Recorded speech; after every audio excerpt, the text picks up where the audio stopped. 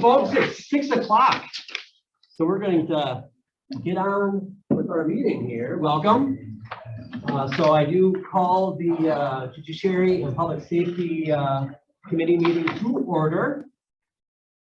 The first item on the agenda, item number 2, is consideration of minutes of August 8th, 2022. I will move to approve them. I will second. Okay, with a second, all in favor? Aye? I have some discussion. Oh, I am sorry. I missed my discussion. Thank you very much. Thank you. I'm concerned about the minutes in respect to item number 4, public comments on the agenda. It says Supervisor Norton commented on agenda item number 11.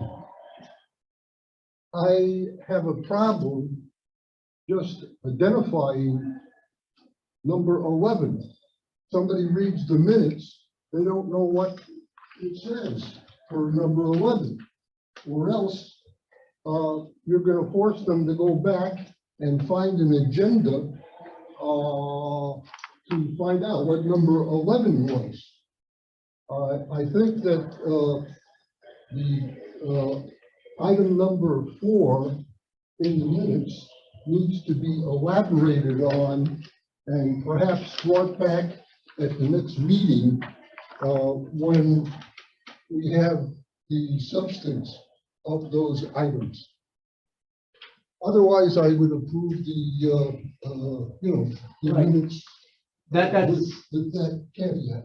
absolutely, that's a fair comment. So, and one that actually absolutely see.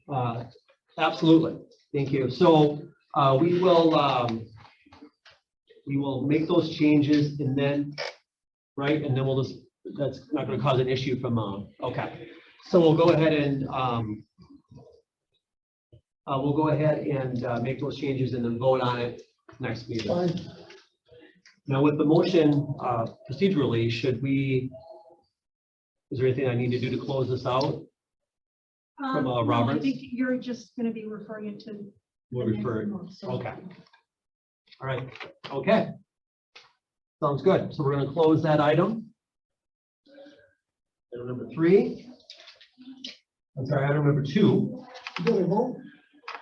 No, that's what I was just clarifying. We don't, what you're saying is we don't have to vote. We'll just, Well, no, you can, I mean, that's fine. You should vote. You okay. should vote. But do you want to specify that the reporter is going to elaborate on Got it. the, So why don't we do it this, right, okay. So, my suggestion, Mr. Chairman, is that you just state what the item was and whether the individual was in favor or opposed to that, so that you get a flavor of what was stated. Right. So what we'll do, I'll move then to approve upon the minutes of August 8th, 2022, to gain detail around item number 4 and call out the title and a synopsis of what was spoken in that area. Well, whatever the appropriate characteristic would be, you have the subject and the for it or against it. Right. there's no requirement. We're not going into verbatim details. As to. And that's why I'm saying it's going to be surmise. Yeah, we're not Right, going we do into have substance. we do have video as well, so. Okay, all in favor? Aye. Aye. Opposed? Okay, that passes.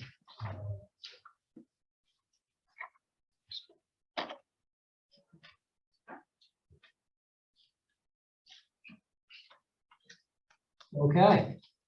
We're now going to open item number 3, which is chair comments on meeting and agenda organization by Supervisor Stafford. That is me. And this is something that I do every meeting. because I believe it's important that we all understand what's going on here. So a little different approach since this new committee had been established, and that is we have an opportunity for public comments in two sections of the agenda. Right. So the first section of the agenda would be on items explicitly on the agenda.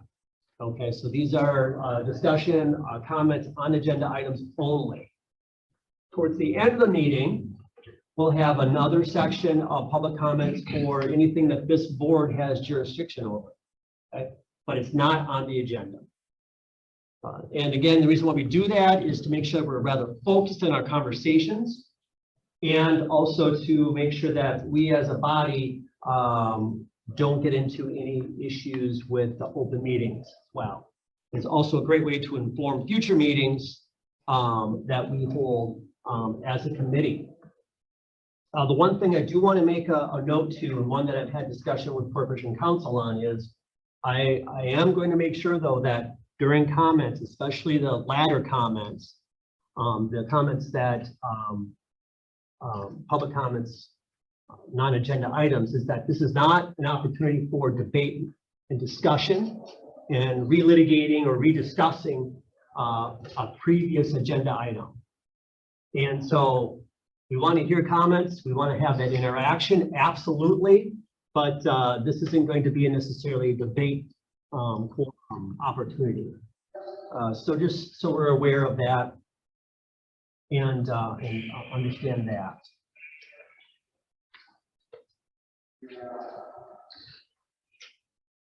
Okay, all right, so with that, I'm going to close item number 3.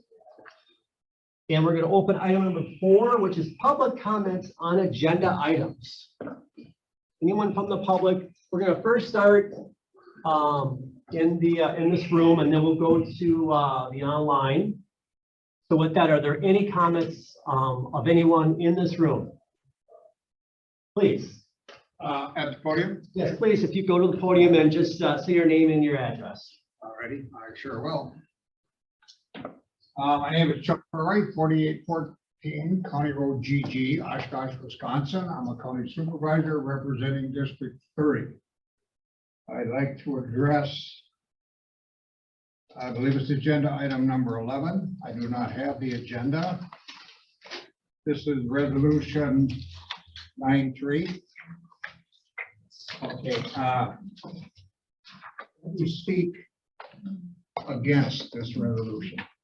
As you might know, in Winnebago County, in the rural areas in particular, there are different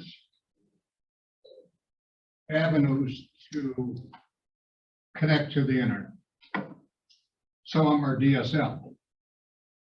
Some of them are hotspot, which is what I have. And there are others that I know of, actually a public official, that wants nothing to do with the internet.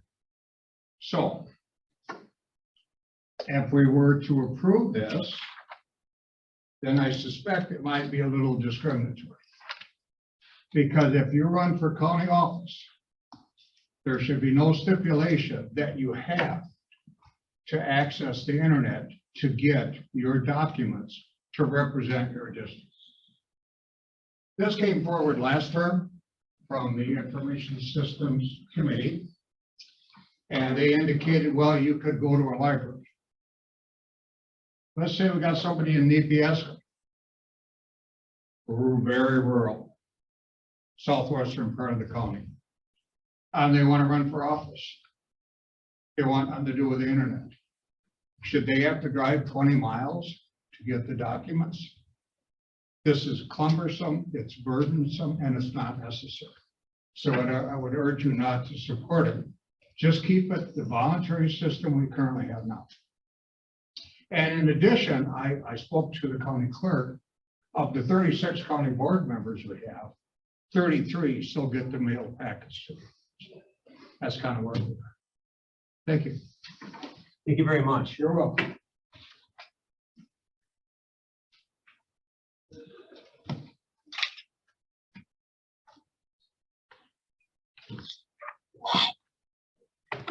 All right, anyone else would like to speak during the open public comments in the room? Okay, is there anyone on Zoom who would like to speak on any agenda item?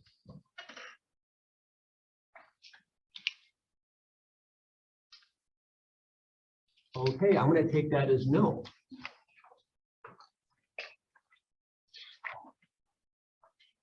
Okay, so with that, we are going to close agenda item 4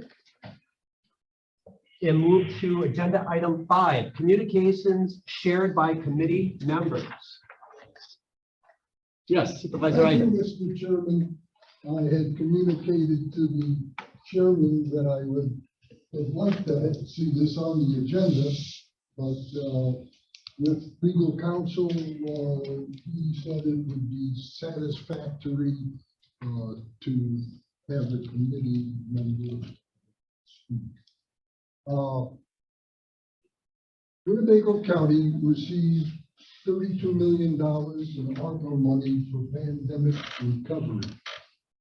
These funds are allocable to government operations, infrastructure, public health, economic workforce development, community aid, housing, and public safety. The county board entertains the budget October 31st. Judiciary and Public Safety Committee departments of jurisdiction will be reporting their budgets to the committee shortly. I propose to ask department heads to identify their expenses which are candidates for ARPA funding so that the budget may reflect those expenses, or amendments to the budget may obtain reimbursement for these expenses. For further ideas on projects, I would refer you to the NINCO.org link, and you can see what other counties, municipalities have spent their ARPA dollars on. So it's basically a call to department heads under the jurisdiction of our committee. When the time comes for the budget, I'll probe that avenue, or the chairman will take the lead if he feels that that is of that high importance. Thank you. Thanks, Supervisor. Yes. Supervisor Eisen, what was the website you said to go look at the other counties? Could you clarify the website? NACO.org, O-R-G. Thank you. Thanks. Any other comments? Supervisor Flo. Thank you, Mr. Chairman. I'm going to be going on a ride along with the Sheriff's Department tomorrow. I'm very excited to have the opportunity to do it. It'll be interesting to see how what things are like in a day-to-day operation with our patrol deputies. So I'm very excited to, like I said, take that opportunity. I'll be eagerly reporting back to this committee next month about how it went. Thanks.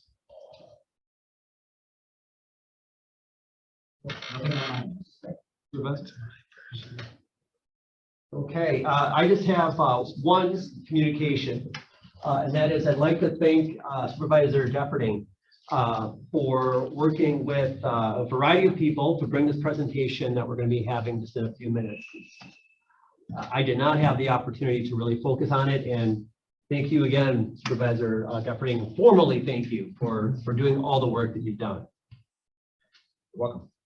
All right, perfect. So with that, I'm going to close item number 5 on the agenda, and we're going to open item 6, District Attorney's Office update.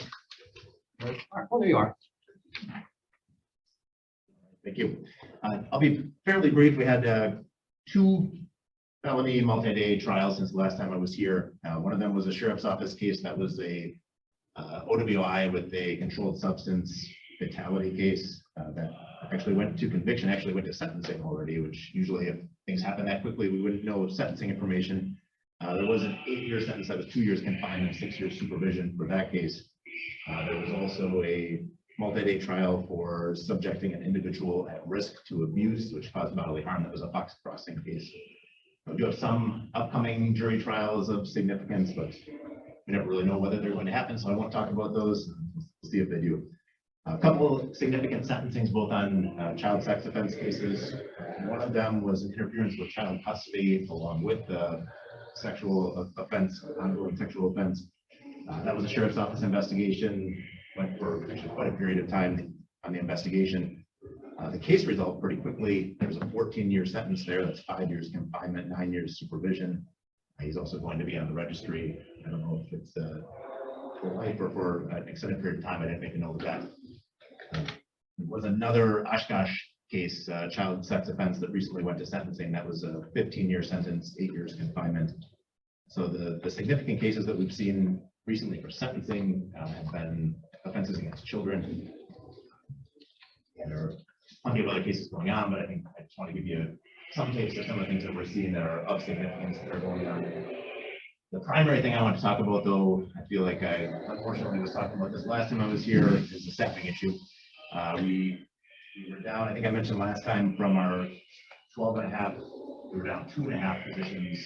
We are now about to be down 3.5 positions. Similar situation, the last person that we had lost was the Neenah City Attorney's Office. Now we have helped Menasha City Attorney's Office fill their spot. So 2 people over the last couple months have other government work for municipalities. That position, that's the one thing about Neenah is Dave Rashid. Menasha is Margaret's group. Dave has been with us for about 4 years. Margaret's group has been with us for 7 years. So these are people that have been around for a while. We have 9 people that will remain in the office. 7 of those have 10+ years of experience. So there is still a lot of experience there. The numbers are getting a little bit scary. I think I mentioned last time that it was not a great situation, but it was still something we could deal with. It kind of been there before. We're getting out of that territory. I'm getting a little bit nervous now. So we do have 7 courts that we have to cover, 6 judges, 1 court commissioner. So with 9 people, usually that's okay. But if we have people that are trying to go through training, or if there's something else going on that can create a problem, or if anybody is out with COVID like it was last week, then that would have been a problem. But fortunately, we were able to get everything covered. That's still been the case, but the applications are not coming in rapidly. We've now, since the original open position was posted in May, we've had 2 applicants. And that's still, again, a statewide problem. There's a nearby county that has 3 prosecutor positions. They are at 1 filled. They actually have 2 courts, so that's been very problematic. We had helped them out with some court coverage recently. They reached out again asking for help. I said, we just can't do it. There's another county not too far away that has 10.5 positions. I think I talked about them before. They're going to be down to 3.5 filled positions. So it's a problem all over the place. I think it's a more significant problem around here than it is in the southern part of the state. They're doing a little bit better filling positions, but it's an issue. There was a pay study that was finally completed at the state level. Possibly that's going to result in some sort of modification, but we'll see. The hope, and I know that there were a number of budget proposals to the state from DA's offices that were suggesting approximately a $10 per hour raise in the starting pay rate. That's a big ask. With that, but I think that the pay study at least seems to support it. It's just a matter of whether it actually is funded. So we'll see what happens there, but it's progressively getting worse and worse around the state, and it's hitting us here too. So, Let me ask you a question. Yeah. I actually have a couple of questions. The first is, so I assume that the more populous counties are the ones that aren't having as much of an issue. That seems to be the case. Yes. And is there anything that a less populous county, let's say like us versus like Milwaukee County or Dane, I'll just use those because those are the 2 biggest. Are we working with them and somehow to the more populous areas to possibly recruit at the state level to get people here? It's a great place to be. Well, I would agree. If I had all the answers to that, then I guess we wouldn't have much of a problem. But Right. Working with them, I Well, I don't think that they want us to take their people, so in essence, it might be working against them to try to take their people, but we have actually tried that. Okay, We have not succeeded so far, but actually we were talking to one person in one of the larger offices and that hasn't happened to this point, but we'll see. But that is something that we try to do, and we're careful about who we recruit, so it's tricky that way, but as time goes on, we can't, we have less and less ability to be that picky, but right. we don't want to bring in people just because we feel like we need to. That can create a long-term problem, but in the short term, we have to get things figured out. And at I'm gonna be careful here, at the relatively lower level, like I know the DA that's appointed, right?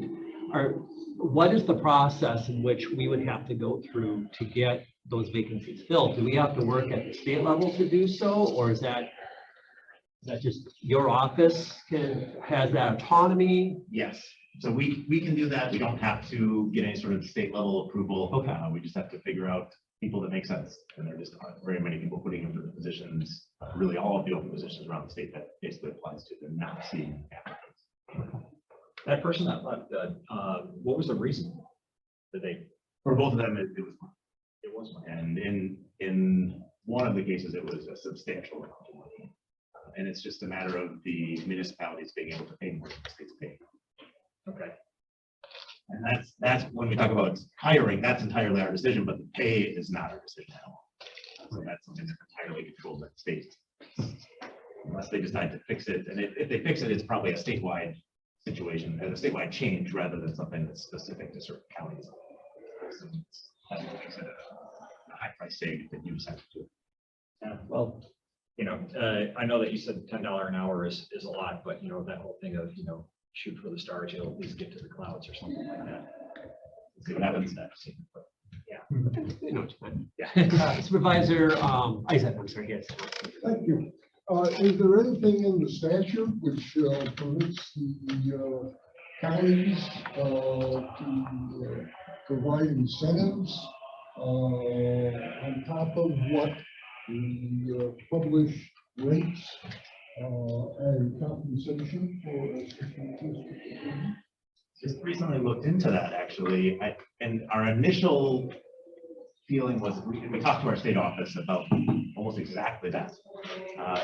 Probably that's not, and it comes down to people who have this position and the rules against them having any sort of external employment. And I think their answer to us, at least preliminarily, was that was not an option. If they give us a different answer, then you might see me coming in here asking about that. The one thing that some counties have done is they've approached their county boards to fund the positions entirely. So there are a number of DAs that have county funded positions. For example, Newburgh County still does. But there are a number of counties that do that. We have never really pursued that, and at this point, we're still not looking in that direction. So my understanding from talking to them is it's kind of an all or nothing thing. Either the county funds a position or they can't do it. Maybe you should put your toe in the water. Well, and that might be something that needs to be a legislative change too. So I don't know. We'll see where those discussions go. And there are a lot of people within the DA's association at the state level that deal with this stuff that are having these conversations, trying to figure out solutions, and maybe that's what prompts a change and something like that. Supervisor Plum. So since the state took over the pay scale in 1989 for the counties, how many times have they actually addressed the pay issue? How many times have they raised pay between when they took on the burden versus what we see now? I don't have the precise history in front of me, but I will say this: there have been a number of times where they have given relatively small increases in most cases. They've given increases, but they've never fully funded the pay scale. So in theory, there's a bottom and there's a top, and there are 17 statutory steps where if those steps are funded by the state, then it would take somebody 17 years to get from the bottom to the top. Really infrequently have those been funded, and practically nobody is at the level where they're supposed to be if they look at their years of experience that way. Smaller increases have been given by the state over time, and even the last couple of budget cycles, there have been increases that were greater than we had seen in the 5 years preceding. So they've done some things, it just has not been enough, and especially for the starting rate. Well, two problems. One, the starting rate is much lower than other legal jobs, even other government jobs. But also the way it progressed through the system hasn't really been adequately addressed. I got one last question, and that's for those county funded positions. What do they entail? Is there any sort of restriction on what the county can fund versus what we can't? You know, in those other counties, like the one that Allegheny has, what does that county funded position actually do? Is that an assistant district attorney, you know, prime analyst? What are we looking at? Those are legal positions, so they call them special prosecutors. I think the assistant district attorney is specific to the state created positions, but they function almost exactly the same in out of the counties. So I think in practice, if somebody was just watching court, they wouldn't know the difference. They could be deployed in different ways, but I think that's one way it could be done. It could just be like an extra ADA. This would be called that. Supervisor. Okay. Thank you. Thank you very much. Appreciate it.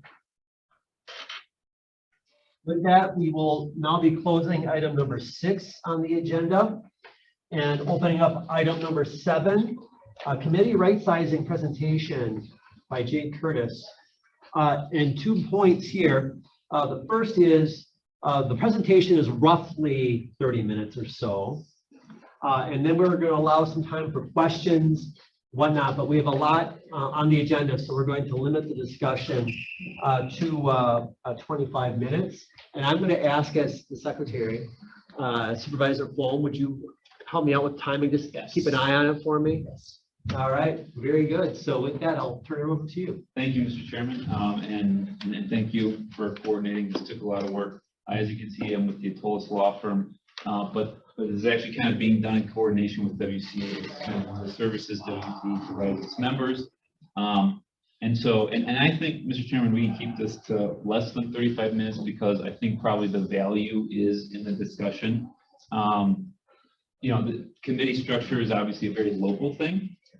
So, you know, I want to really emphasize that what we'll go through really just some basics from kind of where the statutes are as far as committee structures.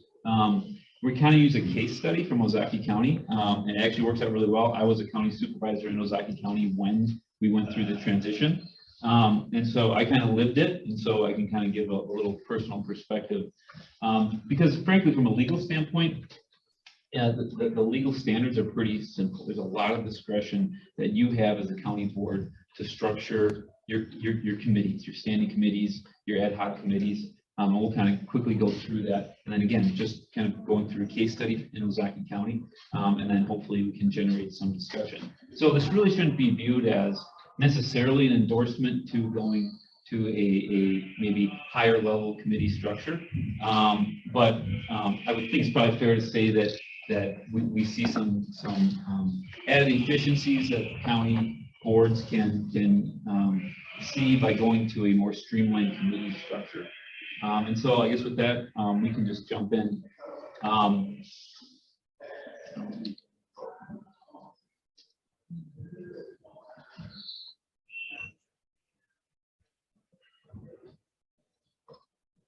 So while he's getting that going, so the first slide was just going to be, we want to understand the statutory requirements related to committee structure.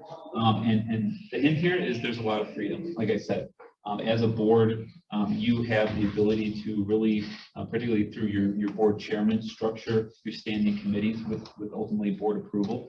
We'll just go through a quick statutory analysis. Again, it's pretty short.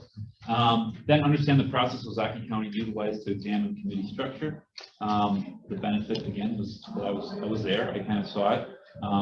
And then third, learn how Ozaukee County model has worked. And then use a discussion simply to launch a discussion. Would this work in Winnebago County? Again, it's maybe not for every county, but we definitely see some efficiencies.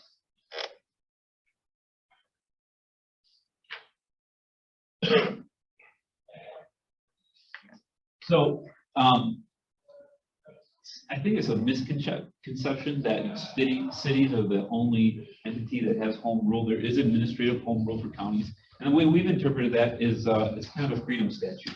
There's a lot of discretion that you have as a county board to organize yourself. As you can see, you can exercise any organizational or administrative power only subject to the Constitution and any uniform statutes, which we've interpreted as giving counties a lot of ability to structure itself to actually exercise that administrative home rule. And if you look at Chapter 59, specifically 5913, this is basically the statutory standard for committee structures, right? I mean, obviously there's a lot of nuances and things like that, but ultimately you as a board may by resolution really set up authorizing your chairperson to appoint committees, and there's no number, right? There's not a minimum, there's not a maximum. You can have as many or as few as you want. The only, I guess, caveat is you may not delegate that appointment of committee members to a committee of the board. So that's really that important first organizational meeting that you have as a board. Typically, your chairman is going to go through the process of determining how many committees you're going to have many standing committees, what that membership is going to look like. Yes. So what I hear you telling me is that it is the chairman that appoints the committees. And if he has a committee on committees, these folks are just advisory. It's a good. According to the statute. Yeah, well, that second point is an attorney general opinion, but obviously we strongly advise following attorney general opinions. Yes, I think, you know, the chairman can take as much or as little input as he wants. So if the process here has been to have kind of an advisory group, giving that chairman, let's say, a slate of standing committees and then that membership, I think that's a fair process. I've seen it where, you know, that organizational meeting, everybody marks their top 3 or 4 committees and they hand the slip to the chairman, and then maybe the chairman works with the vice chair or somebody else to make that final decision. That's a fair process. So, you know, I think that there can be a flow of information to the chairman. Ultimately, it's his or her determination, but typically then there'll also be approval from the full county board. So technically, yes, chairman, but I think it's fair to say most chairmen are going to get buy-in from the board. So there are, before we kind of maybe dive into maybe the more interesting part of the presentation, we do need to keep in mind that there are mandatory committees, right? So if you guys can read, right? So the Board of Health is mandated under Chapter 251, the Commission on Aging, Chapter 46, and then Chapter 46 and 51, they contain a number of committees that are required. Community Programs Board, Development Disability Service Board, Social Services Board, and Human Services Board. So in the event Winnebago County really wanted to take a hard look at possibly reorganization, it would be important to keep in mind that there are going to be some boards, some commissions, and typically, you know, many of these are going to include county board supervisors, but also members of the public. Now, I wanted to highlight that top one, right? There's a way that if you go through an reorganization process, that these required or mandated committees or boards can kind of be assumed into that overall standing committee structure. And again, we'll have the example of Ozaukee County, where they really kind of get assumed into that. So in Ozaukee County's case, 5 standing committees, and then they oversee various department heads, and in that case, boards. And this is just a continuation of that list. So again, you can see it's not necessarily as simple as simply, for example, in Ozaukee County's case, setting up with 5 standing committees. You still have to be mindful of those required commissions, boards, and committees. So what did Ozaukee County do? Again, I can kind of share a little perspective on maybe the how we did it, why we did it. I think it's fair to say kind of the 3 overall kind of driving principles was we were looking at efficiencies, committee empowerment, and then staff leadership. I think that maybe gets lost in a process like this. I'm sure you maybe not, maybe you have, but our current president, Andy Phillips, who's general counsel for WCA, he spent this really the better part of his career preaching that difference between the board setting policy and staff executing that policy. And so, we really preach that this is not necessarily just a vehicle to empower the county board. It's also kind of laying those clear lines between policy making and administration, because obviously we want to ensure that staff have, clear direction, and they have the ability to carry out those policy decisions that you as a board make. So some questions that we'll get. Well, it's not broken. Well, but can things be improved? How do we maximize the policy focus? Again, as I just alluded to, that's something we preach often. At WC's upcoming conference, there's going to be several panels on kind of how a board can really focus on that policy making role, and then ensuring that your department heads, whether they be elected like your district attorney, your sheriff, or appointed, that they are then executing those policy decisions. Are there too many decision points? Again, this is more just a personal story. I think when I got on the Ozaki County Board, there was something like 28 or 29 different committees. It's really overwhelming. I think for a new county supervisor, not to speak for your staff, but I'm curious how they would feel about having 20, 25, 30 different inflection points. And then do we get what we pay for? Obviously, we want to be as efficient as possible. And again, I'm not saying this is necessarily right or wrong, but we've kind of seen some of this play out, and I definitely will be curious to hear your reaction. But we've seen efficiencies, which obviously can lead to cost savings, frankly. So just a couple, again, these are just to kind of generate some thoughts.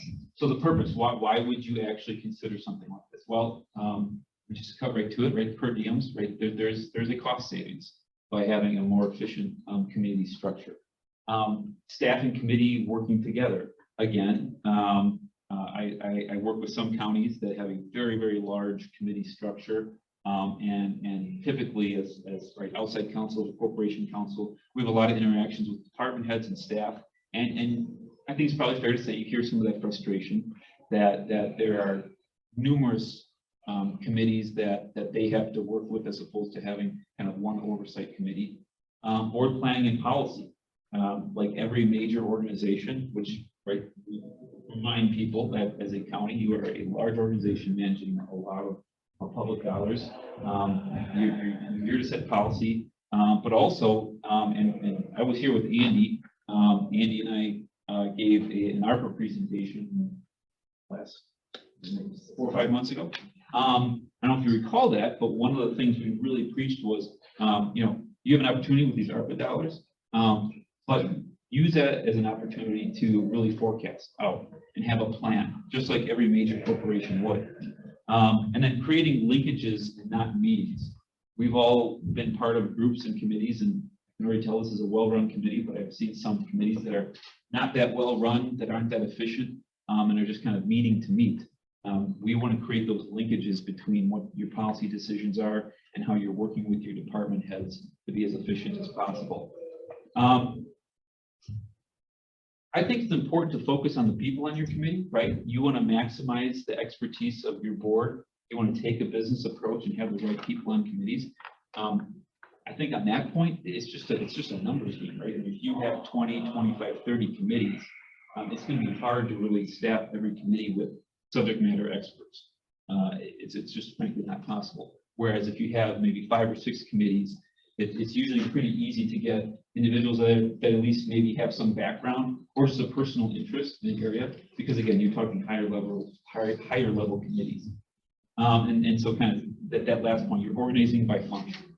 As you'll see here, what Ozaki County did with the overarching 5 committee structure, it kind of logically makes sense where there was oversight and which department heads were working with those committee chairs and members. And then just frankly, power, right? So there's money, strategy, and policy. You're setting the agenda for the county, that kind of 30,000-foot policy making. And just a culture, right? A culture of efficiency and a culture of ensuring that we're trying to be respectful of members' time, and then making sure that there's that clear linkage. Again, I think personally, when I was on the county board, that was the biggest thing that I saw. it was frankly overwhelming with the number of committees. When we went down to 5, there was a very clear linkage between those maybe 5 or 6 department heads that you were working with in your overall committee function and vision and mission. So you went from 20, did you say 25? It was probably 25, 26. 25 to 26 To to 5. 5. Yes. Okay. Yep. So pretty drastic, right? Probably one of the more aggressive kind of reorganizations. I believe it was 2014. That. Yeah. So and that's not to say it has to be that aggressive, but I think there was just a decision made. It was studied for probably 2 years, and then the chair just decided that he really appreciated what he was going to see in efficiencies, and so we took it on. And there was some bumps along the way, but I think I saw a lot of buy-in from department heads, because again, that one point of contact versus 3, 4, 5 different points of contact. Again, I'm not going to put anybody on the spot, but in sheriff, DA, I'm sure there's multiple points of contact. Versus with kind of an overall maybe 5, 6 committee, you're just gonna have one chairman, one committee that you're working with. But I'm sure they love all those contacts. I'm sure you're right. I'm sure Absolutely. the more contact with their supervisors, the better. I hear that all the time. Good. But if anything, you could just really solidify that relationship and get as efficient as possible. So I think with that, we can kind of dive into our little case study. So this is the current structure in Ozaki County. There's an executive committee. So I guess I should maybe clean that up. There's 5 standing committees and then an overall executive committee. So the chairman is the chair of the executive committee, and then the 5 chairs of the 5 standing committees are members of the executive committee.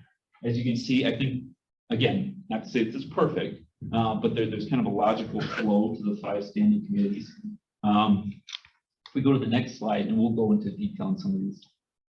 This was, so it's 28. I should have remembered that. 28 standing committees was the structure prior to the reform in Ozaki County. Again, and nothing, not to say that this was wrong, but that's a lot of points of contact for staff, for department heads. It's probably fair to say that your major department heads, sheriff, DEA, public works, probably had multiple committees that he or she had to respond to and coordinate with. Nothing to say for the supervisors, right? So depending on your board size, I think we went down from 31 members to 26. So at the same time, in addition to doing a committee reorganization, we actually had a number of supervisors. But so with 31 members, it's fair to say probably most members were sitting on 3, 4, maybe 5 committees. With the structure that Ozaki County has now, typically a member can sit on 1 or 2 committees. So kind of when we talk about like that linkage, right? So this is the overall executive committee structure with the 5 standing committees. So the executive committee is really viewed as kind of like the chairman's cabinet. There's committee linkages. They're going to be focusing on budget, capital planning, debt, and then just the overall strategic plan oversight. I believe they still do it. It's been a few years since I've been on the board, but there was basically a strategic plan that was reviewed annually, and that was typically done at the executive committee level. So this is kind of how I just think it logically flows, right? So you have finance. The departments include the clerk, corp counsel, treasurer, IT, HR, and finance. And then there was also a focus on, okay, well, in addition to the department heads, kind of looking at the overall plan, what are the policy focuses? So you're focusing on obviously elections, investments, child support, fiscal policy, personnel, radio, IT. So that's finance. Human services, obviously a key area for any county government. ADRC, public health, Lasada campus, that is Ozaki's nursing facility. It's a continuum of care. So assisted living all the way to a nursing facility, veteran services, and obviously broad policy issues, alcohol and drugs, mental health, senior services, communicable disease, veteran transportation, and WIC. Natural resources, so there the focus was land, water, parks, register of deeds, land information, university extension, planning, parks. So that's an example where, remember in that earlier slide, we had the statutorily required, so university extension, that's going to be, required. That's essentially embedded within the natural resources standing conditions. Obviously, environmental issues would be the policy focus for that natural resources field. Public safety, so obviously relevant to you guys. This is how Ozaki has it structured. So, and that was actually the committee I sat on when I was on the Ozaki board. So we had the quick reports, the sheriff, DA, emergency manager, and the coroner all reported to us. Very similar discussions as I just saw here, right? We have the DA give the monthly report. Typically have one of the judges show up. And then rescue boat was obviously focused with Ozaki being on Lake Michigan. And then finally, public works, highways, transit facilities. Clearly a strong relationship with highway commissioner for road maintenance, road construction. So that's the overall structure that we had in Ozaki County. I'm not sure if we had anything else. So actually, a lot of this information, we had a good discussion with the county administrator. So, and the chairman. What they ask is 5 hours a month. Now, that's the bare minimum. But even when I was on the board, that was kind of the standard. You had your standing county board meeting. I think it was the first Wednesday of the month. You'd have maybe a second one later in the month, and then one committee. I certainly appreciated that as, professional with an outside job, young family. I wasn't in a position to give 20, 30 hours a month. And so I appreciated 5 hours. Obviously, there were certain members that did a lot more than that. But really the structure was set up so that the work was done at the committee level, that hard work where you're actually meeting with department heads, and then that more higher level policy making, really affirming what maybe your colleagues did on their various committees. That was done at either the one or two county board meetings a month. So a simple process. When I said there were efficiencies, I think Ozaki saw a lot of efficiencies with this more streamlined process. And again, it was maybe unique to Ozaki, it was maybe a little aggressive, but it is an example that we've seen work. And again, this is based on discussions with the county administrator and the board chairman. Where would a county begin? Well, it begins at leadership at the county board level. Obviously, this is a huge policy decision and organizational decision that would be made by you as the board. Like I said, I think Ozaki probably spent at least a year or two studying this, working with WCA and others. And you probably want to do something maybe different, but this was just meant to kind of serve as an example of how you could do it. But ultimately, it's going to start with you as a board. Listen to other counties, right? Like anything, we have 72, right? 71 different examples that you can look at, and every county is going to maybe do it differently. But we see this with county administrator. As counties transition from maybe a coordinator to administrator, we always encourage them to look to neighboring counties, talk to them, see how it's going, see how the transition's going. I think it's no different here. Maybe look to other counties. Okay, we're pushing Ozaki just because it's a county we know very well. I have the experience with them, but there are other examples out there of counties that have tried to streamline. Assess what your colleagues expect. I'm sure there's going to be differences of opinion. Probably differences of opinion on this committee, right? But I think having the conversation about how you want to function as a board, whether you want to be as efficient as possible, I think are good discussion items. And maybe decide, what you have works, and therefore you're not going to do anything. But I guess from the WCA's perspective, just kind of encouraging that discussion, I think is a good thing. You can partner with a neutral party. Whether it's WCA, an outside firm, we have a very good relationship with full council, and whether it's us or somebody else, this is something that is probably worth studying to see if it's the right fit for Winnebago County. We recognize you need to allocate a lot of time. This obviously should not be snap decision. This is something you want to think through. It really fundamentally changes how you function as a board. We think you can recognize a lot of benefits from it, but certainly something you want to put a lot of time into. And I guess whether it's an official plug or not, we would encourage you to at least give it a try. So I think that's the end. So again, this is based on a conversation with the administrator and the chairman. So 10 years later, again, I was there. How's it going? Well, they stuck to the 3 meetings per month. And as I recall, typically it's 2. That second meeting, usually there's no need for it. So usually it's 1 county board meeting and 1 committee meeting a month. The big decisions are vetted in advance on our committee work. I would really emphasize that. When I have talked to groups about this, sometimes, and I get it, the reaction is, well, are you actually watering down? You're going to have less committees, so you're watering down the committee's work. I think what we have seen is that, right, it's the opposite. By kind of concentrating that focus on 1 committee that focuses on maybe 4 or 5 department heads and working very closely with them, that the committee work is more significant. And I would personally say, probably from a board standpoint, there's probably a little more respect given to that decision. Where, not to say there's not debate, right? That there's always going to be debate, particularly on hot button issues.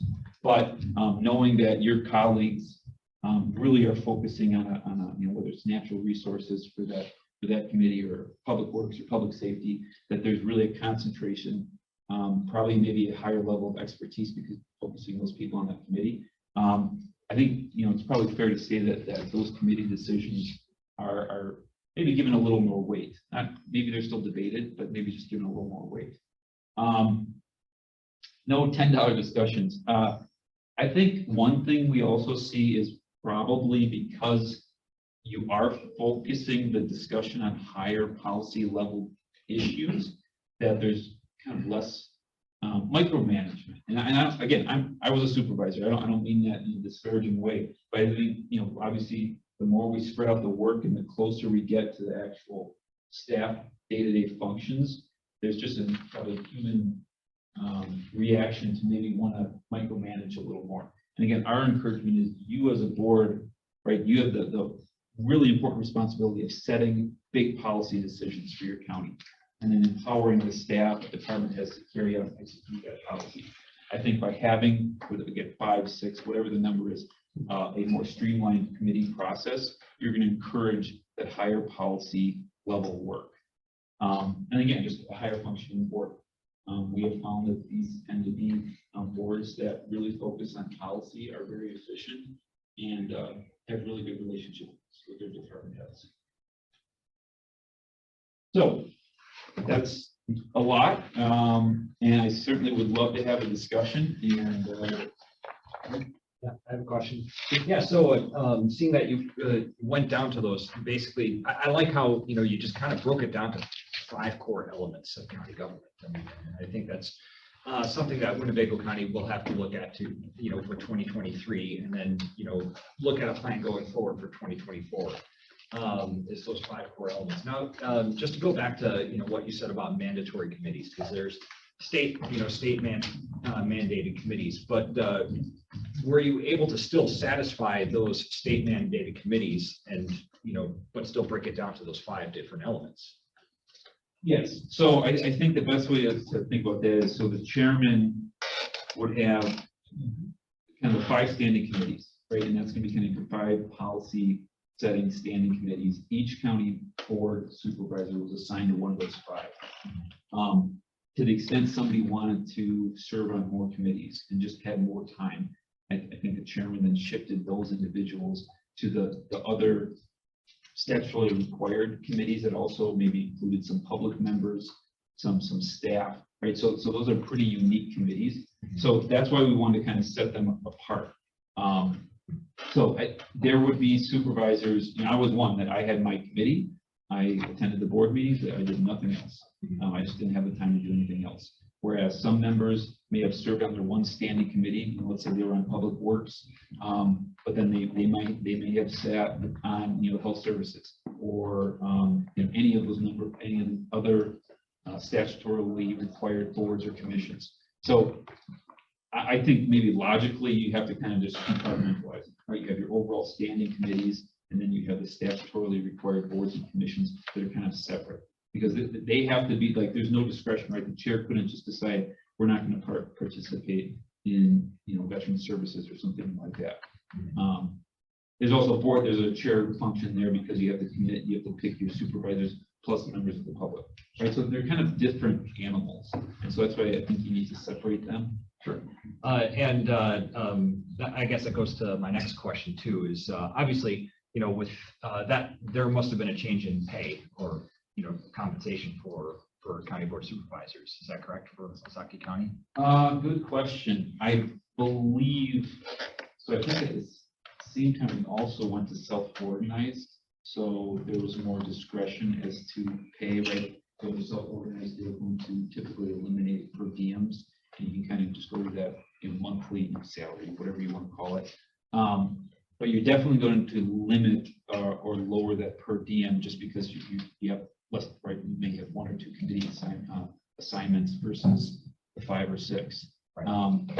But that's a good question. I believe we went to more of a salary structure when we went to that.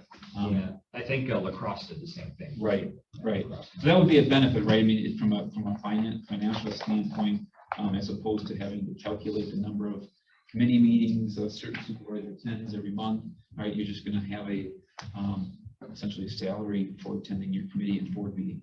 But I think there's discretion, right? And then also, again, I would just throw in because I don't think is Winnebago self-organized. No. Okay. So that'll be something we'd want to look at, right? Because there's going to be, you may have less flexibility. So that you're actually getting a really good question. Yeah. Because typically you're going to be self-organized and have more discretion. Right. You're not self-organized. You still have to follow the statutorily required per diem amounts. Mm-hmm. Did that, how did it affect, like, just board attendance, with your change in Ozaukee County? Like, were you seeing a lot more people attend, like board members actually being able to attend their committees? Public or board members? Board members. Yeah, board members. I think it's probably fair to say that attendance significantly increased. I think just logically, if you have 5 or 6 committee meetings per month, there's probably a few you can't meet. Whereas if you have a 1 board meeting and a 1 committee meeting, I think in my 4 years, I might have missed 1 or 2 committee meetings. Otherwise, I made them all just because you plan, right? You had the 1 committee meeting, right? I think attendance was always usually pretty big. Right. Better. Okay. But thank you for this. This is, this has been incredibly educational, and obviously this is, things that we will have to think of going forward. It is going to take a lot of discussion with departments, like you said, and figure out what would be the most efficient way to approach 2024. And what things that we can do that could be more efficient. So anyways, thank you so much for this. This has been very educational. Thank you. Supervisor Isaac. Thank you, Mr. Chairman. I'd first like to contrast Ozaukee County and Winnebago County. Winnebago County has 36 supervisors. Ozaukee County has 26. We've got 2/3. We have an executive. Ozaukee has an administrator. The population of Ozaukee is half the population of Winnebago County. The geographical size of Ozaukee is half the size of Winnebago. And the per capita income of Ozaukee is twice the per capita income of Winnebago County. That's the contrast between, and Ozaukee is the smallest county in the state and the richest. I'd like to point to the fact that this presentation that Jake has shared with us is the exact recommendation of the Arthur Young study of 1987. that was presented. It's too bad that Supervisor Albrecht isn't here, because he probably was on the edge of some of those discussions as a freshman that year. But nonetheless, what I see in a recommendation is something that was presented to Winnebago County Board. They acted on it. And one of the consequences of that recommendation led to a reduction in the size of the board from 42 to 38 supervisors, which was a major change at that time. But there was no significant grouping of what we know as the departments of the county. And the problem I have with this arrangement is that many of our committees and boards have citizen members. And of course, if you're going to have 26 supervisors and you're going to have 5 committees, so you got 5 supervisors on a committee, so everybody gets their committee and massage it. But what happens to all the citizen members of the Land Conservation Committee representing interests that are integral to that committee? I have to observe, in my perspective, being around here since 2006, that if we were to maintain 36 member sized supervisory board, we got just the ideal committee arrangements to keep our supervisors active and to keep the cost of government down. If you look at the amount of money that Winnebago County spends for its county board, it's a pittance. Maybe we should go on strike for more money, or vote ourselves a raise for the next board members.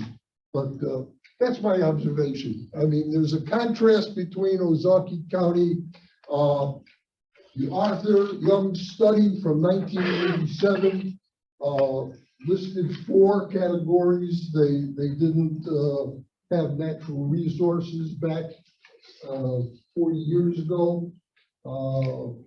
But we've been there. But I thank you for bringing us back there. Thank you. Supervisor Wong. Thank you, Mr. Chairman. Thank you for giving this presentation. I really appreciate it. A couple questions that I have, particularly with the executive, and the executive being the head of the operational side of the county. Because I know that when Andy Phillips gave his presentation, it was the policymaking side versus the operational side. And since the executive is the elected overseer of all of that, particularly with the executive committee, the one thing I worry about a little bit is that it kind of, at least in my opinion, tends to skew a little bit more towards a parsed out version of what a county executive would do, to a degree. And I could be wrong about that. The other question is, if we were to do a right side, it would be a larger endeavor, even though we have a larger budget than Ozaukee County. In your estimation, do you think that could easily be done by 2024? And then how would we be able to kind of nest that in an executive role with an executive county and have other executive style counties in that layer of government? Have they also taken on a study and reorganization such as this, or be even as ambitious as this, or would we be first off the tee box? Yeah, good questions. As far as whether or not other executive counties have gone through. I can't think of examples that I can think of are typically in administrative counties. I guess the one thing I would keep in mind is, I think it's fair to say that, so under this structure, that executive committee has a lot of authority, because obviously it's the chairman, and then in that structure, the 5 chairs of the 5 standing committees. So obviously a lot of authority, a lot of influence. I guess though, so keep in mind under chapter 59, so 59:17 is executive committee, 18 is administrative. If you actually do a side-by-side, other than not being elected, or other than, so the executive is obviously elected, administrative not elected, but they both, and then veto power. So key distinction between executive and administrative. Other than that though, a lot of similarities, right? So they're going to appoint department heads subject to approval by a county board. And so if you kind of go down that list, like WCA both actually has a really nice chart that compares kind of the authority of executive, administrative, coordinator. And it's interesting, if you do the side by side, other than veto and election, a lot of similarities. And so I understand your point, but the examples I think of, that administrator is working closely with that executive committee. I think the same would probably apply in a county executive county like Winnebago, where I think that would, probably fair to say it would be a very close relationship, an important relationship. I'm not sure though that it would necessarily water down or in any way affect your ability to make policy. Again, whether it's executive or administrator, ultimately that authority still lies with you as a county board. If anything, you're just kind of focusing that policy making authority within the executive committee. But certainly something you'd want to think about. Yeah. Right. I had one more follow-up question, but it slipped my mind, so I'll go to whether it's something else. Sounds good, yeah. Let us know if you have it. I have just a couple questions. Again, thank you for coming and driving up. Nice drive. Yeah, it is. It's a great drive. It really is. Just a couple things. The first is just a clarification. It was my understanding that the administrator is accountable to the board. Okay. The county executive really isn't. So that would be another difference, right? Right. So like we said, so obviously executive is elected.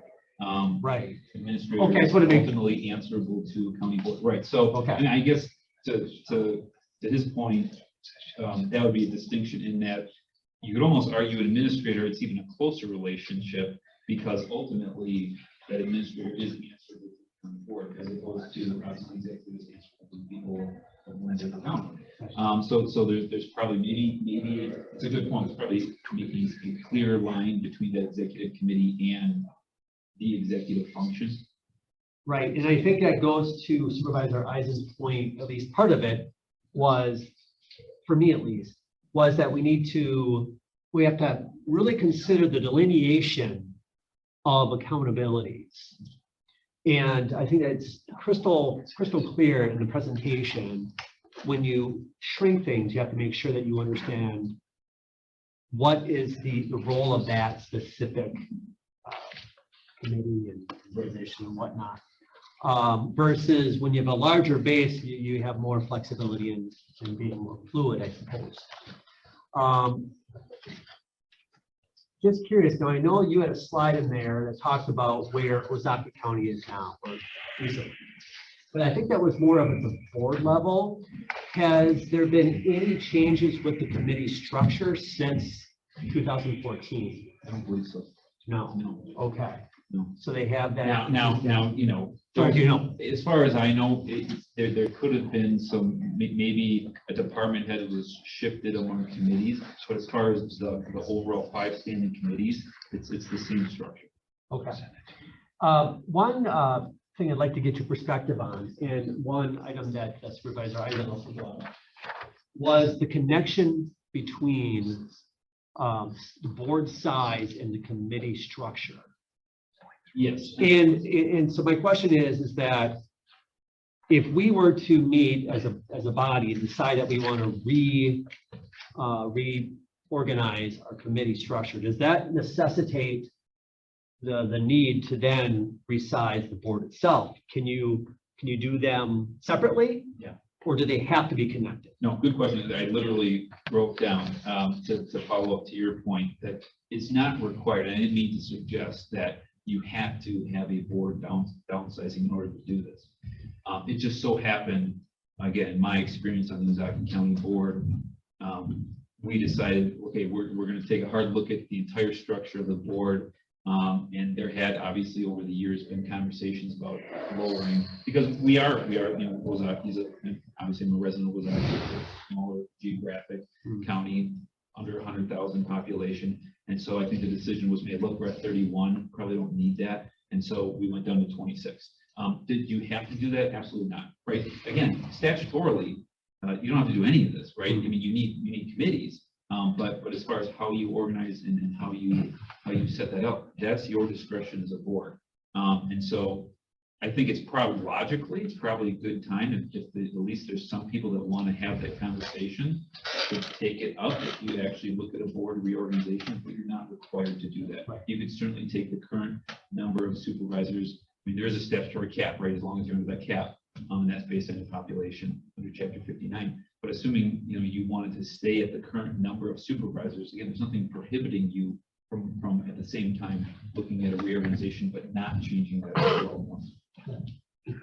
Now, one of the things that this committee is going to have to wrestle with is next steps.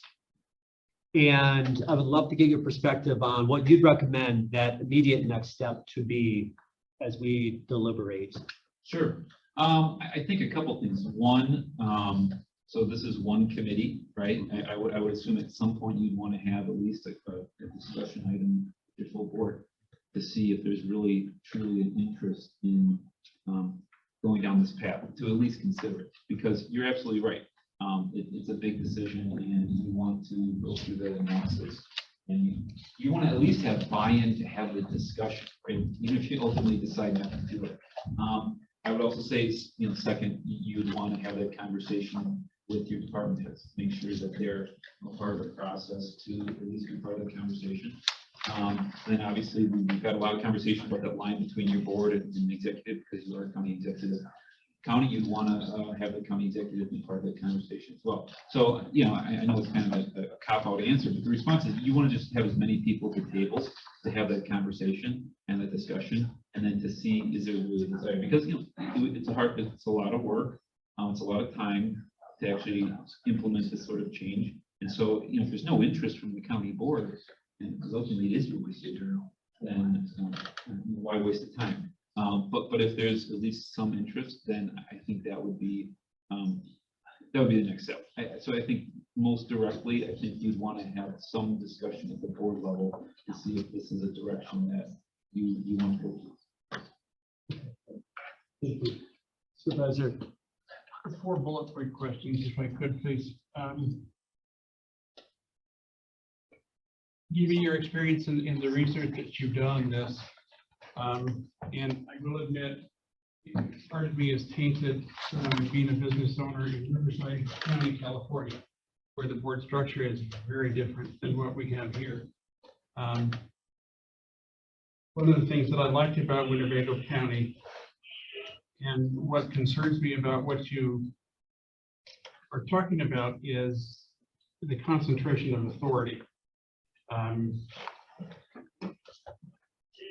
In working and also in working with other members in the county. In your honest opinion, does consolidating that lead to any kind of staff reductions within the county? I'm not talking board members, but I'm talking line employees or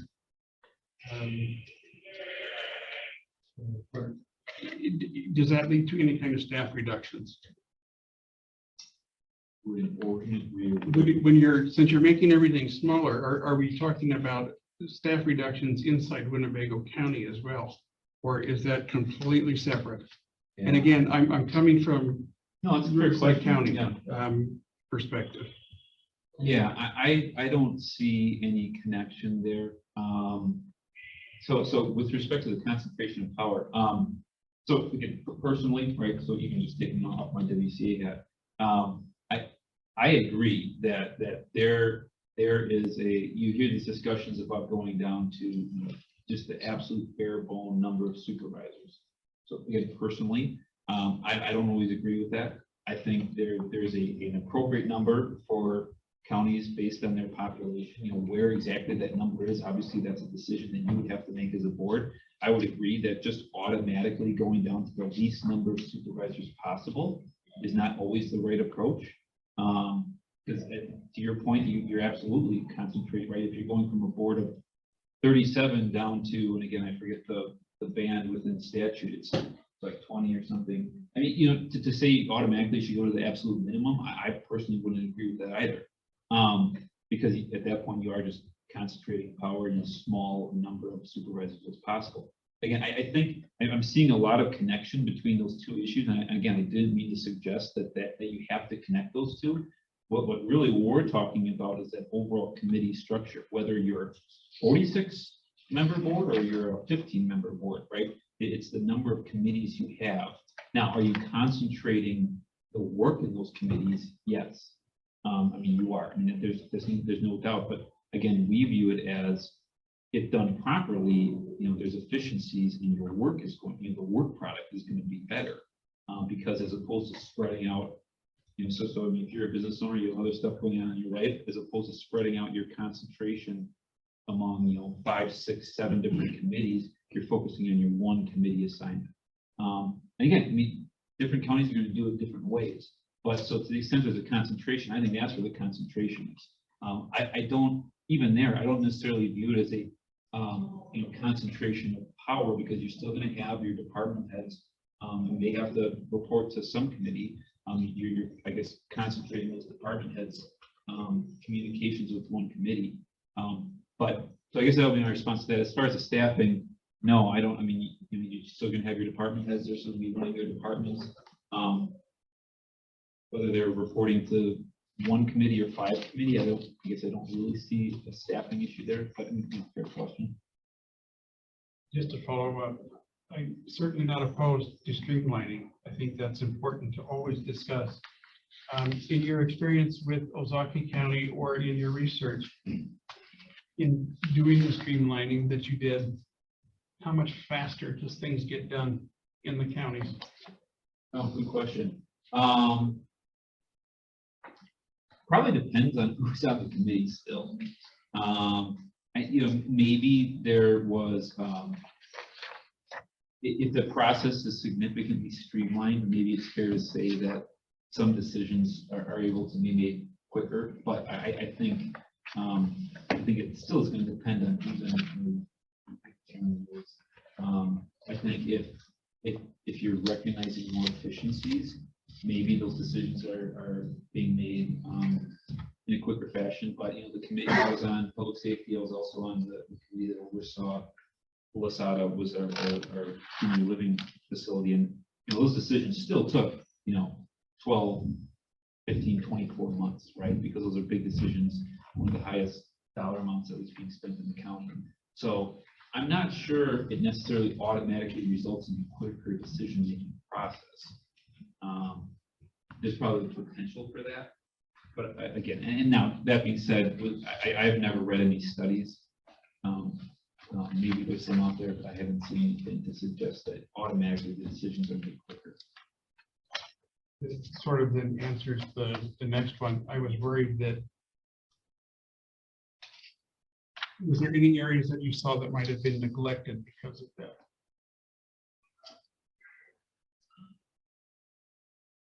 Not in my. I guess it kind of goes to the same thing. It depends on the committee structure and the people attending and what they do. Yeah. I guess in my experience, I'm not sure there was any neglect, because you were still going to have department heads communicating with one of the standing committees. So, I'm not sure there was necessarily, all of a sudden department head that didn't have a standing committee to report to. Obviously, they would feel neglected, have nobody to really discuss policy decisions with.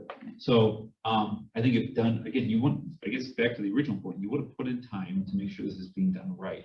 And so if you do, I mean, you would want to make sure that every significant department, even, maybe ones that don't have the same funding as, maybe your sheriff or your public works, and they still need a committee to report to. So really, it's just a matter of being organized and making sure those department heads have somebody to discuss their policy decisions with. So, I mean, could it happen? Sure.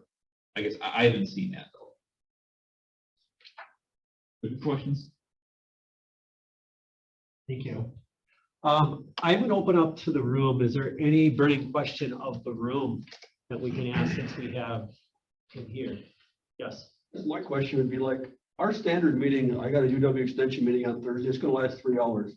Now, I couldn't imagine if I put the Parks Committee on there and say the UW Fox City Board of Trustees, my 3-hour meeting is gonna go to a 7-hour meeting. And I didn't sign up for a day's worth of work. I signed up for, 3 hours. I'll spend the morning doing this, but if I want a job, I will go out and get a job. And I can't see how you could combine 3 committees and think we could get by in 3 hours. This meeting tonight will last till 9 o'clock. We started at 6 o'clock. This is one committee. So now if you want to combine 2 more committees onto this, either we're going to do a half a job so we can get out of here in an hour per committee, or we're going to do a really good job and we're going to be here till after midnight. We have county board meetings that last 6 hours that went into the next day and they got paid 2 per diems, mind you. So that would be my concern about combining too much. Yeah, fair point. I guess my response to that would be, remember, one of the points we talked about was, trying to avoid those $10 policy discussions. And again, I'm not suggesting that you guys are necessarily micromanaging, but I think by consolidating and maybe focusing that attention on higher level policy decisions, I think just naturally you're going to maybe cut out some discussions that are taking place at the current, committee structure level that may not take place. Now, again, this is ultimately your decision as a board. If you feel like those discussions have to take place, then maybe this is the decision. But I guess what I have seen, what we have seen, is that it does maybe force the discussion into higher level policy discussion, as opposed to really getting into the weeds on maybe some of those issues that are better left for department heads and staff to actually just carry out your policy decisions and to execute on those. But again, that's ultimately a decision for this board. But I think that one, I guess, so your colleague here, I think, had tougher questions where I guess it's hard for me to answer, right? Because it's been kind of case by case. I think your question, I'm fairly confident that what we've seen is that there's just a higher, if you're operating at that 3,000 foot level, right? With this structure, you're operating at that 20, 25, 30,000 foot level. And so from a time standpoint, as opposed to having a report from the DA that's, 45 minutes, the report from the DA is maybe 20 minutes. And if you calculate that across your department heads that you're supervising, I'm not sure in my experience that I don't think really we saw committee meetings going, 6-7 hours long. In fact, they tended to be pretty efficiently run. Again, that's my experience. That's what I observed. But I'm not sure you can automatically assume that if you add, 3 current committees to 1, and they all took 2 hours, automatically you have a 6-hour committee meeting. In my experience, that hasn't been the case. Great, thank you. Okay. All right, I'm going to allow just one more. Does anyone else have a question in the gallery here? No. Okay. Okay, yes, please. Well, thank you for coming today. I was just a comment is I think we need to do something. We have meetings right now that go on far too long. And for newer supervisors, the structure that we have can definitely seem overwhelming. The one thing that I would, I guess, looking at this with caution is that we don't get to the point where we become efficiency is the goal, and then we don't have the time to actually look into the policy to carry it out. But the question that I have for you is, have you kind of seen how this is affecting citizen participation? Has that declined? Has that increased? Has it become more accessible, less accessible? What was your experience of that for those committees, commissions, and boards which have citizen participation on them? Good question. I think that one's really going to be dependent on your local community. So at least from what I observed in Ozaki County, there was rarely participation at the committee level, whether we were at, or 25, 26, or was it 28 committees down to 5, there tended to be more attendance of just the overall, first Wednesday of every month, we have our board meeting. That tended to be where there was community involvement. I guess obviously I work with a lot of counties across the state. The ones I work with, I think that's also the case, that the citizen participation is really focused more at that board level as opposed to community level. But again, I guess I hesitate there because I think that really depends on your county and kind of the history of public participation. Well, thank you. Great, thank you again. Thank you. Really appreciate your time. Thank you. Thank you very much. Supervisor Eisen, what year was that study published? 1987, 1987. And that was done by whom again? Arthur Young. Okay. Without the natural resources. Yeah, I'm gonna have, yeah, it might be, do you have a copy of the study or just, Well, I've had a copy of this for. I'm gonna see if I get my hands on January 6, 1987. Okay. So by the way, my thought is that I personally would like some time to digest this. Supervisor Shannon Vestero was trying to give them away. Okay, I will, okay, I will talk to her. Thank you. That would be helpful. Should probably have an extra copy, Sounds good. Sounds good. or else you can talk to the county clerk. Yes. Yes. Perfect. Thank you. So I know that I would like to digest this a little bit more, as well as take a look at that study from 1987. Wow.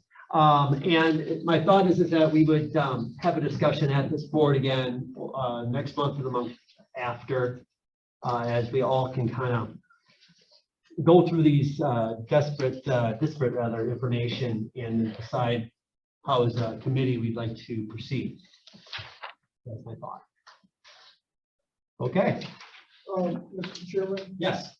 can I remind you that this topic was referred to the Judiciary Committee from the county board? Yes.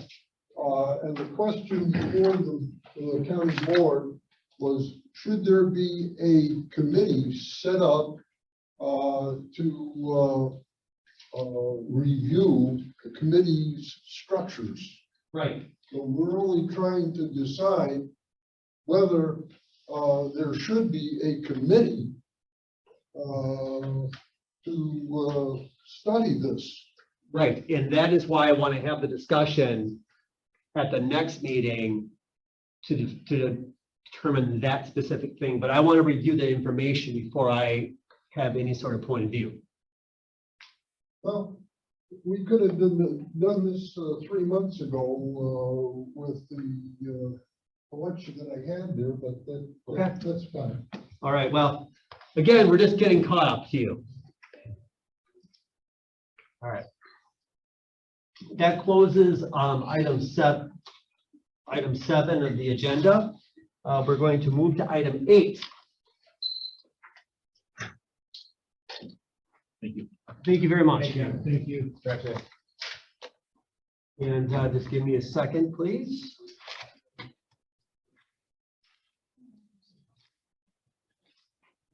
So this specific item is one that I'm bringing up. And I did not mention process earlier. How I'm going to be handling these resolutions that come forward is I give the author an opportunity to speak on the resolution, on why, what it is and why. And then from that point, the committee can decide if we want a motion to entertain. So process is we're going to have a short introduction of it, and then I'm going to be looking for a motion for consideration or vote in the case of whatever it is. So with that, on item 8, I move to discuss the role of the county board supervisor. Okay, I second. I agree and I accept what is in this design resolution. I think it was so rich that it deserves to be the preamble to the county board rules. The chairman has shared with me that he copied this from either Fond du Lac or Sheboygan counties in his research, and I don't know if the members attending here have a copy of that, but it's just outstanding. It's, you know, I don't know if you get a level of perfection, it's a 10 out of 10. I am so glad that we are recording this. That's all I'm going to say. In fact, On record. I'll record. I'll call for the question so we can vote this on, and the stipulation I would have is that this be listed as the preamble to our county board rules. And it is, by the way, this 0.0 would be the preamble. All right, so we have a motion calling the question. Do we have a second? I'll second it. Okay.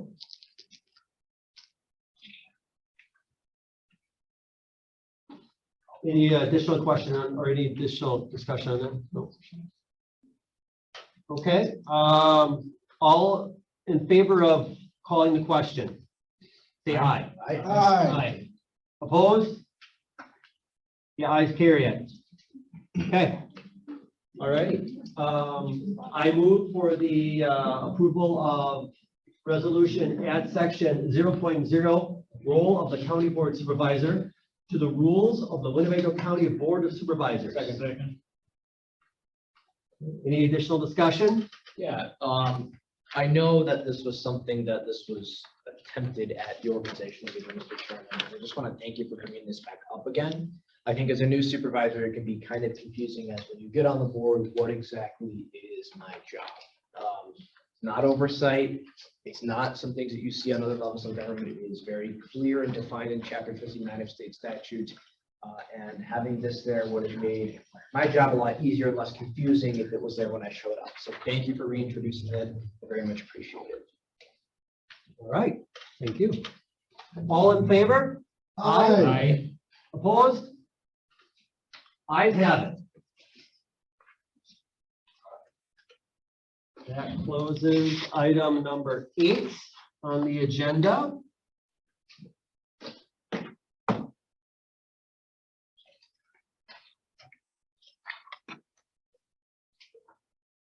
We are now going to open up item 9 on the agenda. And before we get into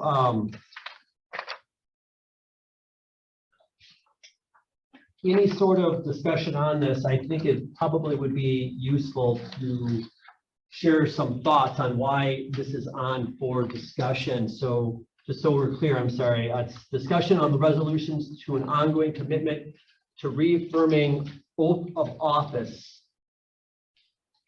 that we're talking about here. This was the motion from Supervisor Eisen at County Board when we were discussing the resolution on the First Amendment sanctuary. This specific piece was voted down as an amendment, and I can only comment on my specific reasons why I voted down then and why I wanted to have the discussion at this committee. And that is that I got it basically the same day of the board. And I do not like to make rash decisions. I'm very analytical in that way. That was the reason why I voted not to entertain that as a motion, because it was basically replacing the entire thing. It was not a comment or a judgment on it itself. It was just the fact that I didn't have the opportunity to really think it through. But as I think about the actual county board meeting,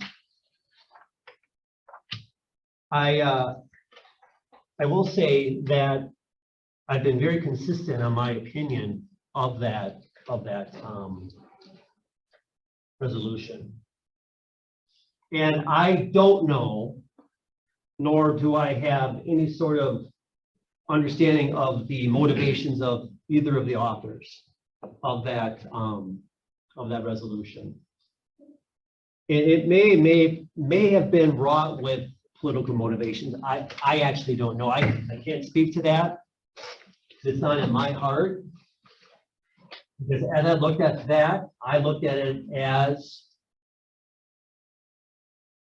something that reinforced the idea that we are here to serve the people and serve the Constitution within. So I saw it as just literally as a restating or a recommitment to the oath. I didn't actually see the issues that had come forward more so actually at the county board when we're talking about that. Though I have had time to think about it, and I feel like there's maybe several reasons why that didn't go forward, and why I think maybe something like this might. Because I've had many conversations with people, and many conversations with constituents on this. And I think there are many people who are concerned with this resolution being used as a political tool. And albeit I can't see it, I don't understand it, I can appreciate that point of view. So my question is to this committee, is this something that we want to have a further discussion on via resolution? And what do we think? So that's what I'm asking this committee to do. So looking for any sort of feedback. Yes. Thank you, Mr. Chairman. I also didn't think that the original resolution that Supervisor Eisen tried to substitute this with was a bad resolution. I didn't think it was expressly political in its aims and its goals. I thought it achieved essentially what this resolution here also tries to achieve, which is to reaffirm your ongoing commitment to your oath of office. That being said, I also did not think this was a bad substitution either. I just wanted to discuss it in its totality as the view, in the same reason. That's why I decided also not to vote for it at that meeting, but I'm happy to look at it here. Right here, this at least achieves the same thing in a more broader sense that the first Amendment Sanctuary Resolution did try to achieve. The point of it is to remind supervisors that we're here to serve a purpose and we're here to uphold our God-given rights. So I am happy to support introducing this. If the committee would like to introduce this as a whole, or if a certain supervisor would like to introduce this, I want to thank Supervisor Eisen for bringing this to my attention. I think it's very well written and well done. So more than happy to take a look at it and to pass it out to committee. That's just my 2 cents. Well, and to that point, and then we'll get to you. To that point, I believe that this needs to be something at the committee, not a person. Because I think part of the issue we had is that it was associated with a person or people. I think this needs to be at the committee level. And if the committee as a whole doesn't support it, I can't support it. So, yes. Yes, that is exactly what I was going to share. I introduced this as a substitute because there's a great disagreement in respect to the concept of the sanctuary county whether it be the First Amendment, Second Amendment, or any other specific area. This particular resolution, I copied it directly from the sanctuarycounties.com website. It is the solution that Washington County, as well as Dodge and Ozaukee County, presented when faced with the issue of First and the Second Amendment sanctuary counties consideration. They wanted to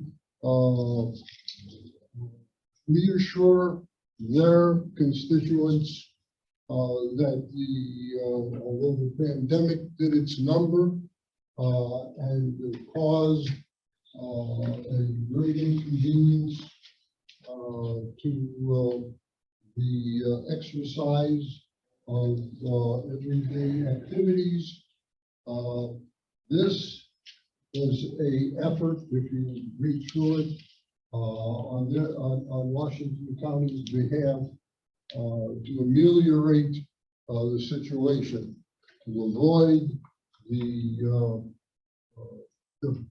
divisiveness of the sanctuary counties connotation. And I would agree with the chair that this ought to be a unanimous consent type of arrangement from committee. If I would go forward with this. I have no problem with the chair taking ownership of this. Great. Thank you. Yes, Supervisor. Yeah, I also appreciate Supervisor Eisen for introducing this. If you'll recall at the meeting, it was presented late. That was one of the reasons why I voted no. If you'll recall, I remember I asked Mary Ann if it had gone through her office and that the questions were legal. No secret, I like to research everything, and because I didn't have an opportunity to research, that was part of the reason for my vote. I will admit I was a little distressed that what I thought I was putting my name to, it was considered partisan. I will tell you that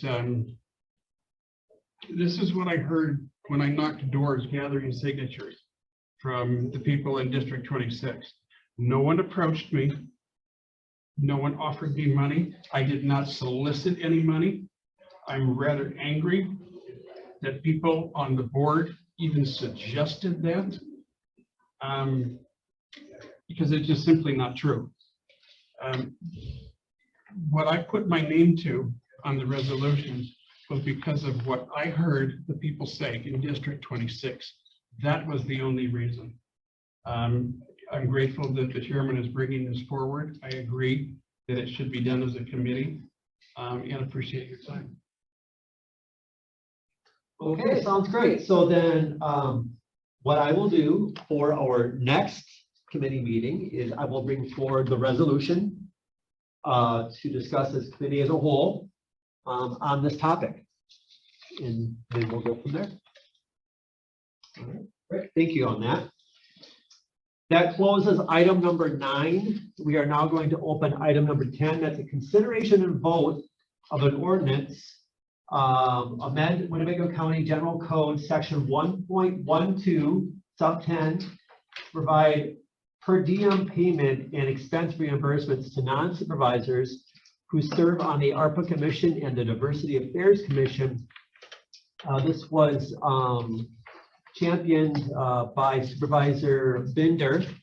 And again, I'm going to ask Supervisor Binder to come up and just introduce this to us. And then I would look for a motion. Once you introduce it, I would look for a motion for the consideration vote, and then we could have discussion. Okay. Hi, my name is Steve Binder. I live at 4010 Summerview Drive. I represent District 13. When I was going through the general code section 1.12, I noticed that we had 10 committees that we pay, citizen committees. And when I was on the Land and Water, we had 2 citizens on there that were farmers, and they knew way more about land and water than I did. I learned a ton from them. And the county got their $50 over many times on what they taught me. And I think when we go out to get citizens for these committees, we look for people that have expertise in that field. And we started an ARPA committee and a Diversity Affairs Commission, and we didn't readjust that. We never added them to so they didn't get paid. When I was on the Diversity Affairs Commission, I didn't take the per diem because I didn't think it was fair for me to get paid and that citizen not to. You know, I mean, how is that just? You know, I mean, I'm no better than they are just because I ran for office and somebody decided they'd give me that position. You know, I was appointed just like they were. So, you know, now we have an ARPA committee and we got $33 million. And we picked 4 good citizens to basically represent and help us decide how to spend that money. And I can't, if I was on that committee, I wouldn't be able to put in for per diem again, because I would feel that what right do I have to collect the per diem when the citizens do? And we have 10 committees that are getting it, you know, so we'd be increasing it to 12 committees. And if I missed a committee, I would recommend we could amend it to add that committee. You know, we have a lot of like industrial development boards, but they are already county board supervisors that are appointed to them. And if you're a county board supervisor, you get the per diem. It's strictly a citizen that has to be appointed by the county exec that would basically need to be on that committee before we wouldn't have them listed here. So what I'm asking is to basically add these 2 committees, update this. And if for some reason that we don't feel that we want to do that, then maybe we should update it to say from after 2001, September 2001, that all citizens will be volunteers. Because then they know when they take that position, there's no pay. And if you're a county board supervisor, they took it, they know there's no pay. But I don't think it's fair that we pay 10 committees, and because these people got an ARPA committee and we didn't do our homework and follow up on our policies and procedures, now they're not going to get paid. So I think it's our job to basically evaluate this policy, redo it, and add that so that they get the same per diem as the other 10 committees. Thank you. Thanks. So, I move to,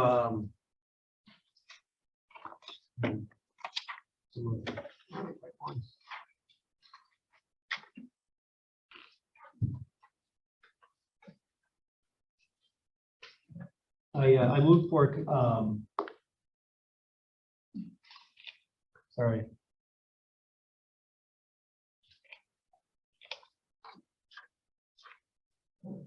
I move for consideration vote for ordinance amend Winnebago County General Code Section 1.12 sub 10 to provide per diem payment and expense reimbursements to non-supervisors who serve on the ARPA Commission and the Diversity Affairs Commission.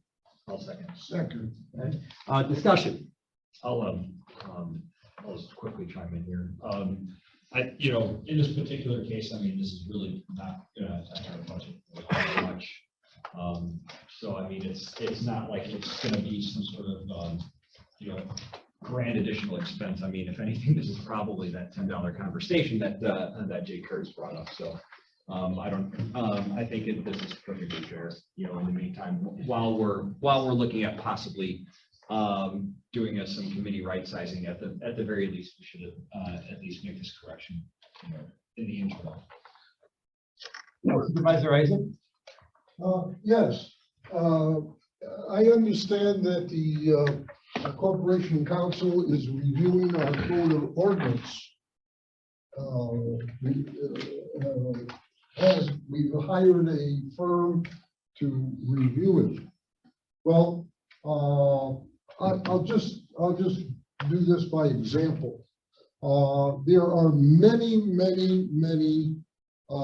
committee citizen members that are getting per diems for their service on boards and commissions that are not listed in our rules. I'll give an example. My wife is appointed by the county executive to the Winnebago Library System Board. She is a county executive appointee, and she receives per diem for her attendance at meetings. Now, I can't go back to the public meetings webpage and pull up all those other committees like I could with the old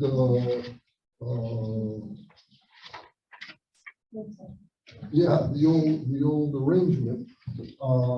But this is something that the Corporation Council will have to counsel the contractor to go through all of the commission and boards for which supervisors serve, and to categorize them and appropriately offer compensation, or the board will say no compensation for people who serve on all those boards. For the sake of time and for the ask of this amendment, I would support it, but I think we're going to have a big revision in respect to or to citizen appointees of the county executive. Please. And if I may, yes, as we've talked about, the Muni Code, we're hoping to get at the end of this month, the first draft of basically their go through of how things are happening. And then myself, along with another attorney in my office, although that attorney is out for the next month, but it's irrelevant because we're not going to get the first draft until the end of this month. We're going to have to meet with the 27 departments to go through each of these, their chapters and all of that. But then adding this on is also going to take some time, because it sounds like there are a lot of non-supervisor volunteers who are being paid, but yet it's not reflected in our code. Is that correct? That's my point. And I can only share with you that one right now. But if you can go access your computer, all those listed committees, boards, and commissions, and you determine or identify who the citizen members are, you'll need to identify those that are receiving per diems, those that are not receiving per diems. And then, of course, when you go back to this guy, you see there'll be a lot of citizen members that are receiving per diems that are not listed. I would think and hope that perhaps the county clerk would have some kind of listing as to the various people, but that might not be the case. So it might take a little time to look into this. I also want to say, just for candor's sake, in terms of diversity affairs, there has been a lot of discussion regarding the viability of that commission, as some of you may know. And there is going to be a vote taken at UW Extension, since that is the Committee of Jurisdiction for Diversity Affairs. And I believe it's going to be either at the end of this week or early next week. Well, we have the chair, so. Oh, Is you're it you're the chair. Okay, sorry. this Thursday? Okay. To basically determine whether UW Extension, or how UW Extension wants to proceed on the Diversity Affairs Commission vote, which was to rescind the committee. I'll have to let you know. So So does that cause any, from a corporation council point of view, Right.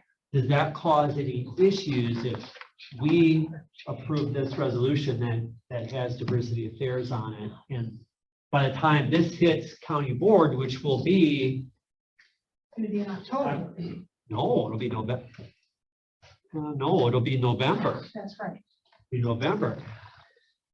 So we'll be voting, I suppose, if this were to pass this committee, we could make a change at the board level and say, hey, this commission's no longer valid, so this would just be focused on ARPA, and that would be totally acceptable. Yes, Okay, yes. okay. Supervisor Hanson. I actually had the same question regarding line 47, but you're now addressing that. This is not a statement for either the ARPA Commission or the Diversity Affairs Commission. It's the same question that I asked when this was originally introduced, especially now what I just heard from Supervisor Eisen.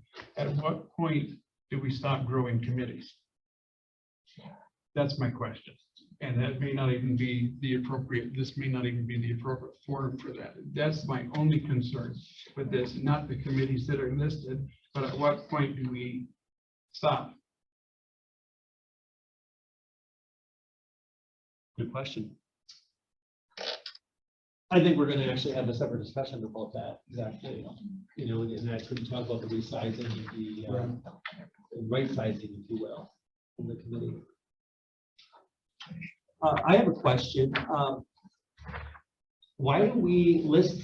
Is there a reason why we list out just some of these commissions, committee, or boards? Do we have to? Are we bound by any statute that says that we have to list, or can this be? Do we have to list these things? Well, again, this was a prior board that presumably passed this ordinance and listed all of these boards and commissions. I don't know why some of them were chosen, others weren't. Or maybe Supervisor Eisen might have some insight, or Supervisor. Oh, if Foley, you or- go and look at the code, you'll see that it hasn't been changed since Right. 2002. So I think it would be for you. anything that was transpired, like maybe Winnebago system, came after 2002, and this has never been addressed. Okay. So the same with others of the commissions and boards with citizen members. From habit or tradition or custom, those citizen members have received. I project that they have received from here, as my wife has, but it's not here. And it's up to the chair, right? I mean, the chair approves all of these. I signed them all, and we just had a big discussion at our meeting with the county executive on why, like his appointments, why are they coming out of, it's coming out of our budget. So why, when he's appointing them, why isn't it coming out of his budget? Good question. So that's going to be another thing that'll be talked about within this next year. And can I ask a clarifying question? Sure. Are you saying that the county executive is great with taking that from the county board budget and put that to his? All Bother him. right. I see we should look at more opportunities. Mr. Chairman, Yes. I have a question for Corporation Council. So if we decide to move, I guess I have a comment first. I'd like to see everything listed out here. I understand the point. If you volunteer your time, no matter what kind of committee it is, you should receive some form of compensation. I know the Diversity Affairs Commission has voted to dissolve itself twice now, so whether or not that decides to, whether or not the UW Extension Committee decides to proceed with the revocation of that committee, I guess we can just do a line item strike at the general board. But the question I had for you was, if we decide to move to a self-organized system of compensation instead of the state per diem system, how would that affect this resolution specifically as written? We have to then recode again to fit for compensation for both supervisors. I believe we would, but we want to do some research. I don't want to talk off the top of my head. What I can tell you is though, that if you wanted to change this ordinance without you going self-organized, if you Sure. just wanted to change it, the board is allowed to amend ordinances by a majority vote.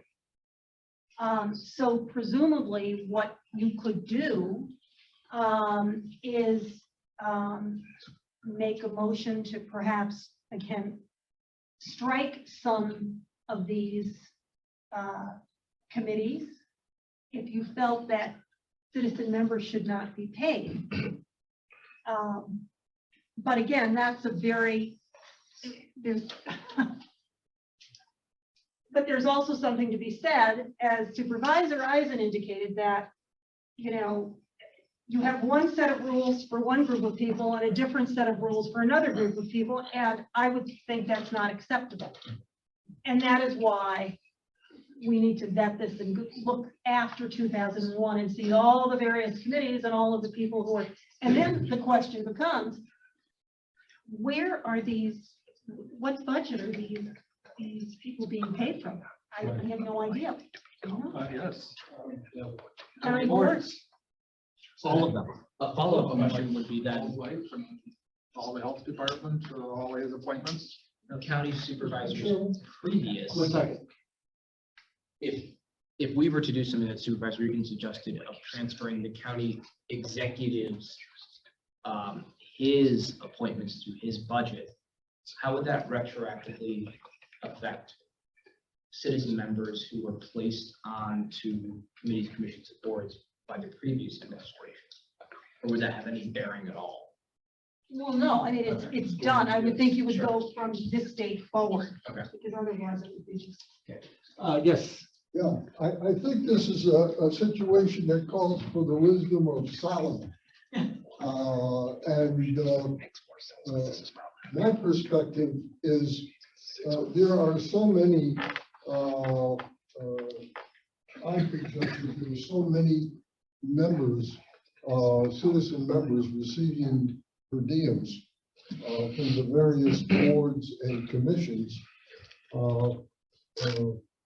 probably initiated through custom, that we ought to let this go ahead and pay the citizen members of these two committees through custom, and then within 6 months, when the code is rewritten, they will fall in or out of the code as all the other commission members and board members will. So I don't particularly see the need to have to put this in front of the board at this time. I would maybe converse with the county executive and his finance director and see if these members will, receive per diems, authorize the per diems, and then when the rules are, the code is rewritten, then you can put all of those committees, like Winnebago, library system board, where it should have been, but has been neglected over the years. right. So on that, I just want to ask a question really quick. Would it be, so actually two questions. First is the recodification, we are expecting that to actually be in completion next year, correct? Yes. So this is not going to happen anytime soon. No. There's This is a back and forth. long, We've been working on it for most of this year, and we're hoping to have it done by early next year. okay, I would say maybe March. okay. All right, and the other one is, so in the interim, would it be acceptable just to, if I'm looking at this ordinance, just to strike lines 14 through 23 and just leave it as non-supervisors who are duly appointed to serve on, well, I should say, committees, boards, and commissions who are not acting within the scope of their employment or office in doing so shall be eligible for the same per diem payments and expense reimbursements as supervisors. Can we just take out all of this superfluous information? And that way we're not in this situation. If we don't have to list out specific ones and we're paying them anyway, why are we making this overly complicated? I guess that's where I keep going to. The county executive don't approve these or his finance director. It all comes through me anyways. Right. But the question I have is, are there committees that are, or citizen members of committees who are not being paid? Short answer is yes, but I would ask the question of, would we ever have an instance where we wouldn't want to pay them for? And if the answer is no, there isn't an instance, then why are we listing out these things in the first place? That's my point. And I would say, given the fact that this has not been reviewed since 2002, that what you're suggesting is a fix for that. Yes. But will it have some, will it wreak havoc on someone's budget? Be that much, no. Okay. Okay. All right. So I'm going to move to make an amendment. I think we're probably winging it too much. Oh, I'm not winging it.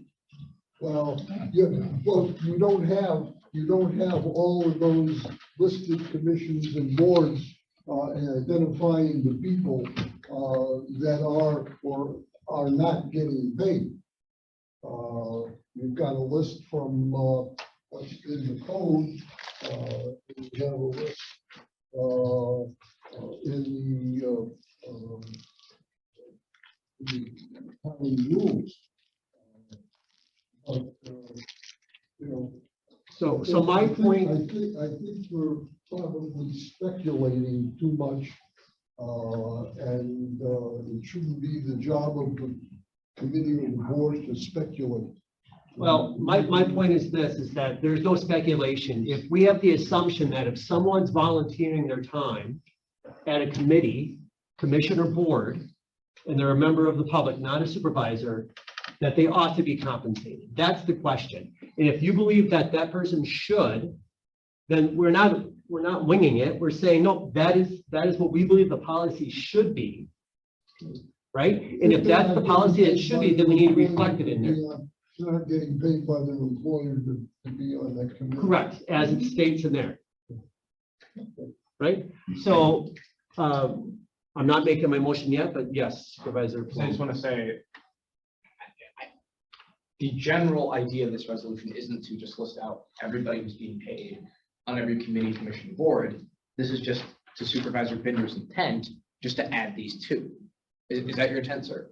Yeah, right. So we're not listing out everybody on every committee, commission, board has been paid between now and 2002. It's just these two. So I support the amendment because it kind of gets to the point of what we're talking about without the workarounds and possibly leaving somebody out.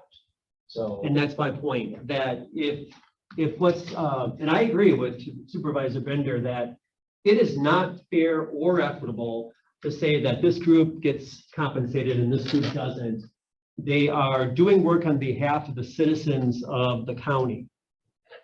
And if they want to be compensated, maybe they have to be compensated because there's that expense, time value of money. Then they ought to have that opportunity, and we shouldn't be in a position where we're picking and choosing. It's just, I just can't abide by that. So I'm going to move for an amendment. And this will be fun. Okay. I move that we strike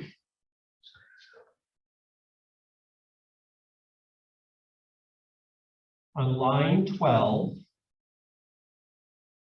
the words "the following"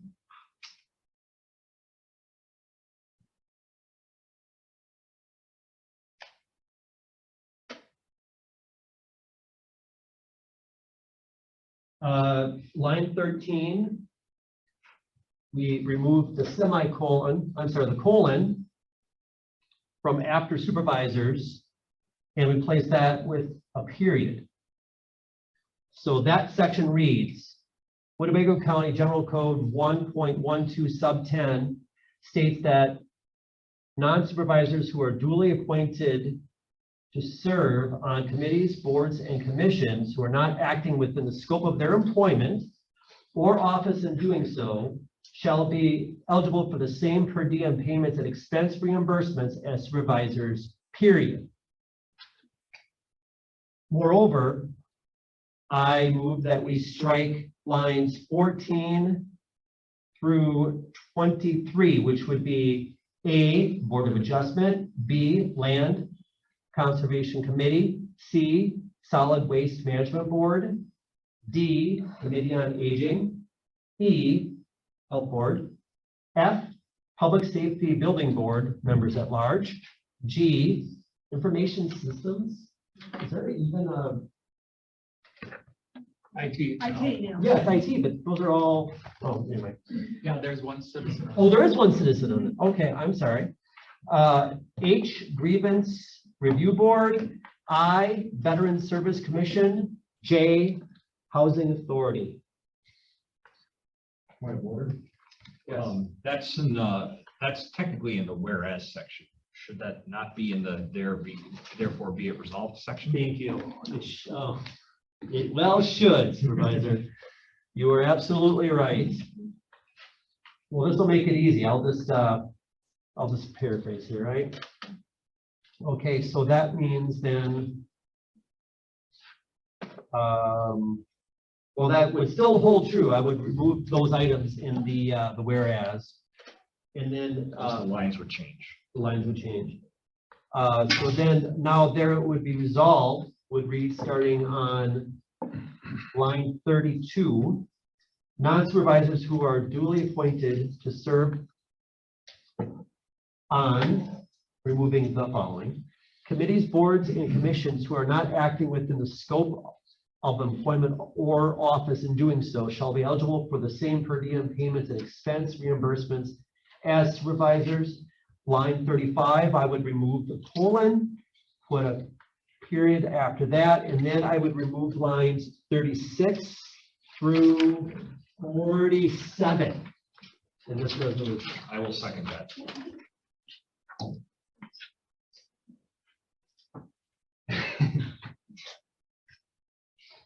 Got that over there? No, because, again, did you retract your deletions of lines 12 and the or the colon at 13? Because that is how the code exists. Okay, no, That needs to be. That'll have to stay. That's right. Okay, thank you for that clarification. Whereas states what we are currently, Right. the resolution then would be now therefore be it resolved, would have that.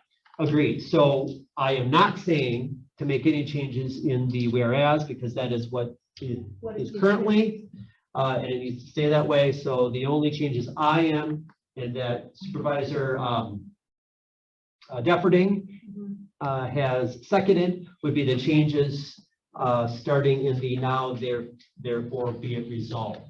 Line 33, Starting at line 33, extending to line 47.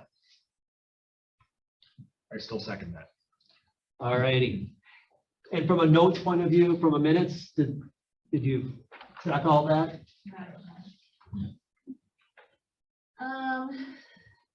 Okay, so whereas stays the same.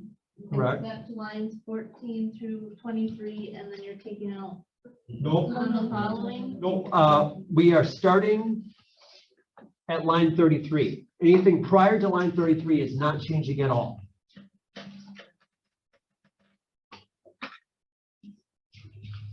As Supervisor Defferding pointed out, that was the whereas, not the resolution.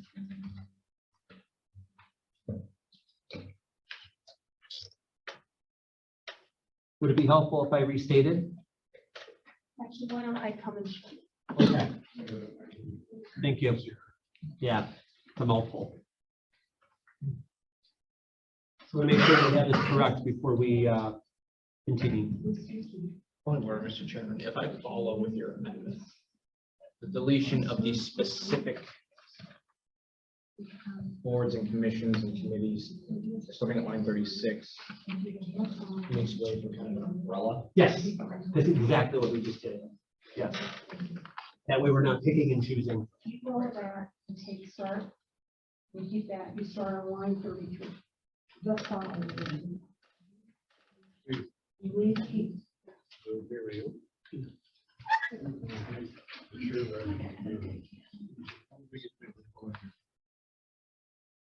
And bring up something for discussion. Right here.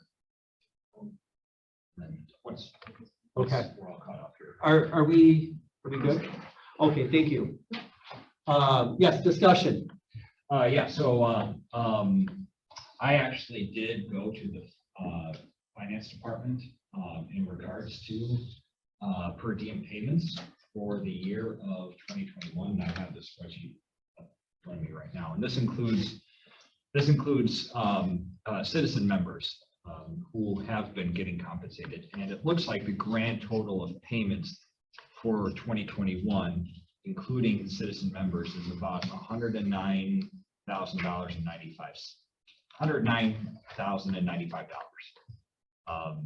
So, I mean, and these are, if we include some of these, other committees, I really don't, I mean, it's literally just an extra drop or two in the budget. So it's really not going to be that significant in our budget. So I don't really think it's going to mess up our budget at all.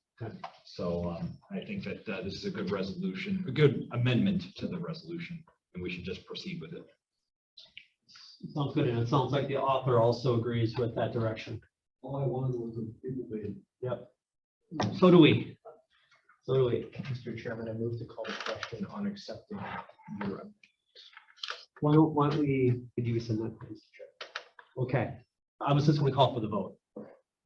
All in favor of, oh boy, The amendment? the amendment? Can I just say the amendment? Oh, wait a minute. We need to amend the title. It's to non. Oh, thank you very much. Line 4 and 5. So yeah, one additional amendment, so. Okay, on line 4, remove who serve on the ARPA commission. Line 5, remove and the diversity affairs commission. So, and I'm sorry, line 4, period after supervisors. So it reads, amend Winnebago County General Code Section 1.12 sub 10 to provide per diem payment and expense reimbursements to non-supervisors. And you may want to say who are not acting within the scope of their employment or office in so doing. Who are not acting Within the scope of their employment. employment or in office in so doing. So let me repeat that one more time. It will now read, amend Winnebago County General Code Section 1.12 sub 10 to provide per diem payment and expense reimbursements to non-supervisors within the scope of their employment or office in doing so, period.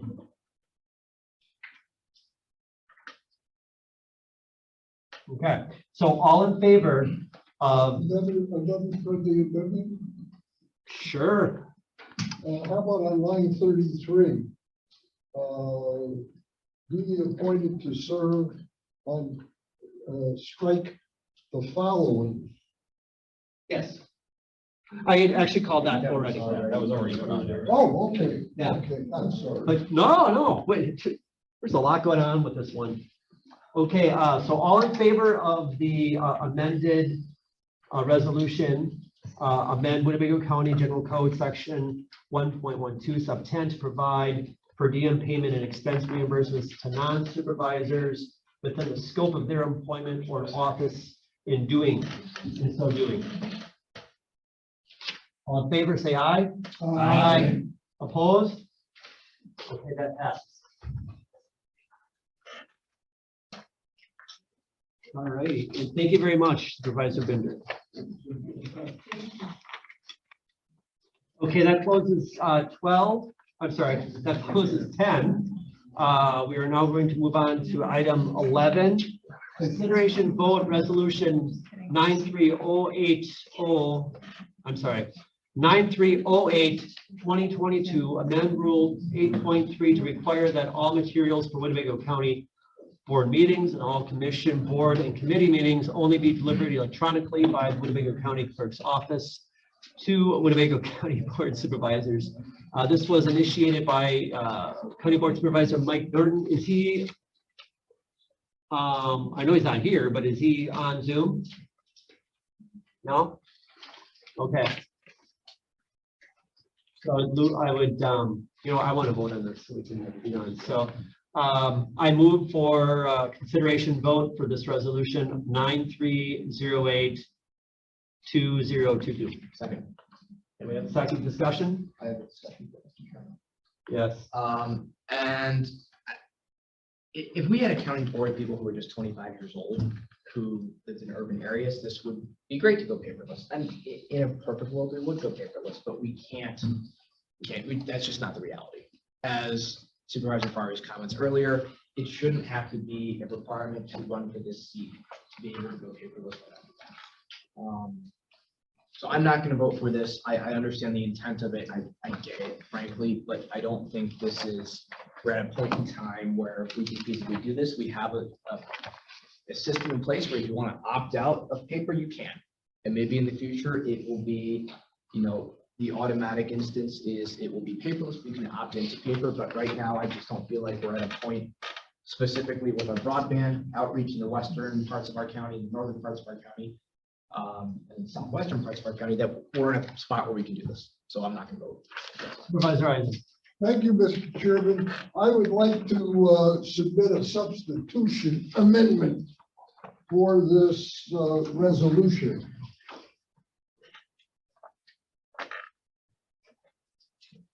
Thank you. I don't know. I don't like winging it. I don't know. That was fun. All right.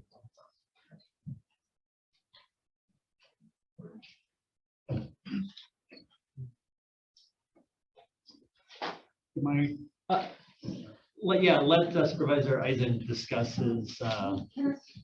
Yes. Okay, my substitute resolution simply states resolution to opt out of receiving written county materials.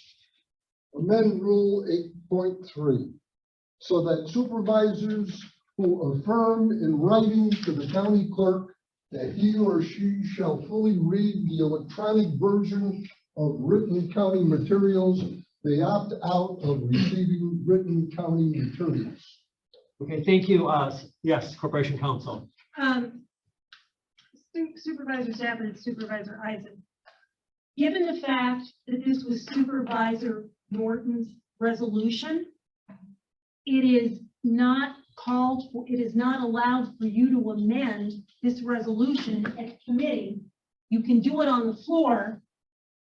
I have an objection to what you're saying, because this was sent back to committee by the county board for the committee to address.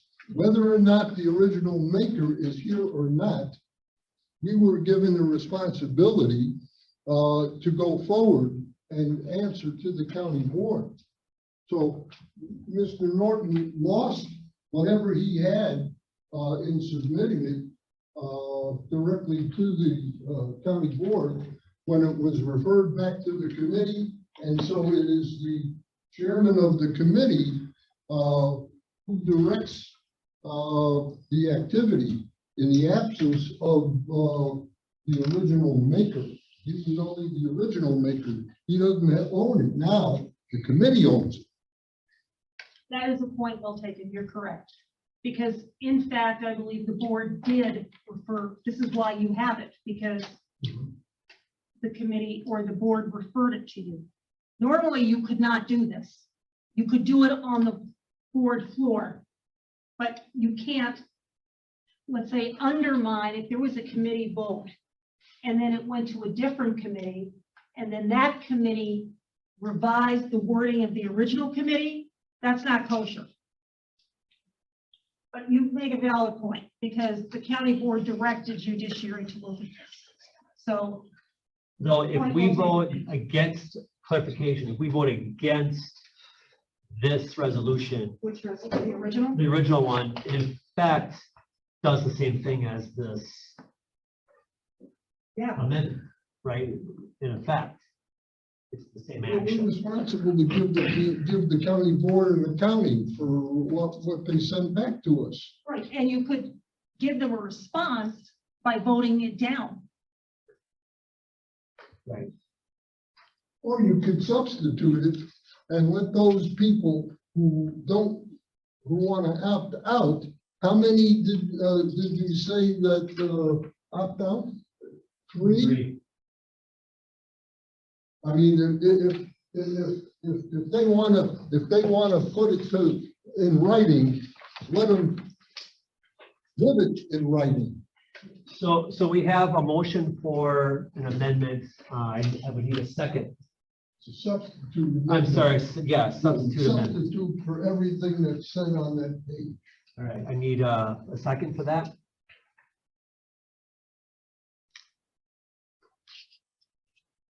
Lack of second.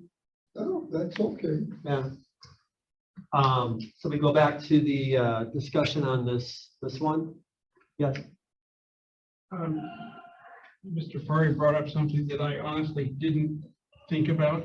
Mr. Binder also brought it up, not directly in regards to this resolution, but about DSL problems, and I hadn't even thought of that. I understand where Supervisor Norton is going with this. I also understand the amendment from Supervisor Eisen, but I did speak with someone in information systems or information services, however this county calls it.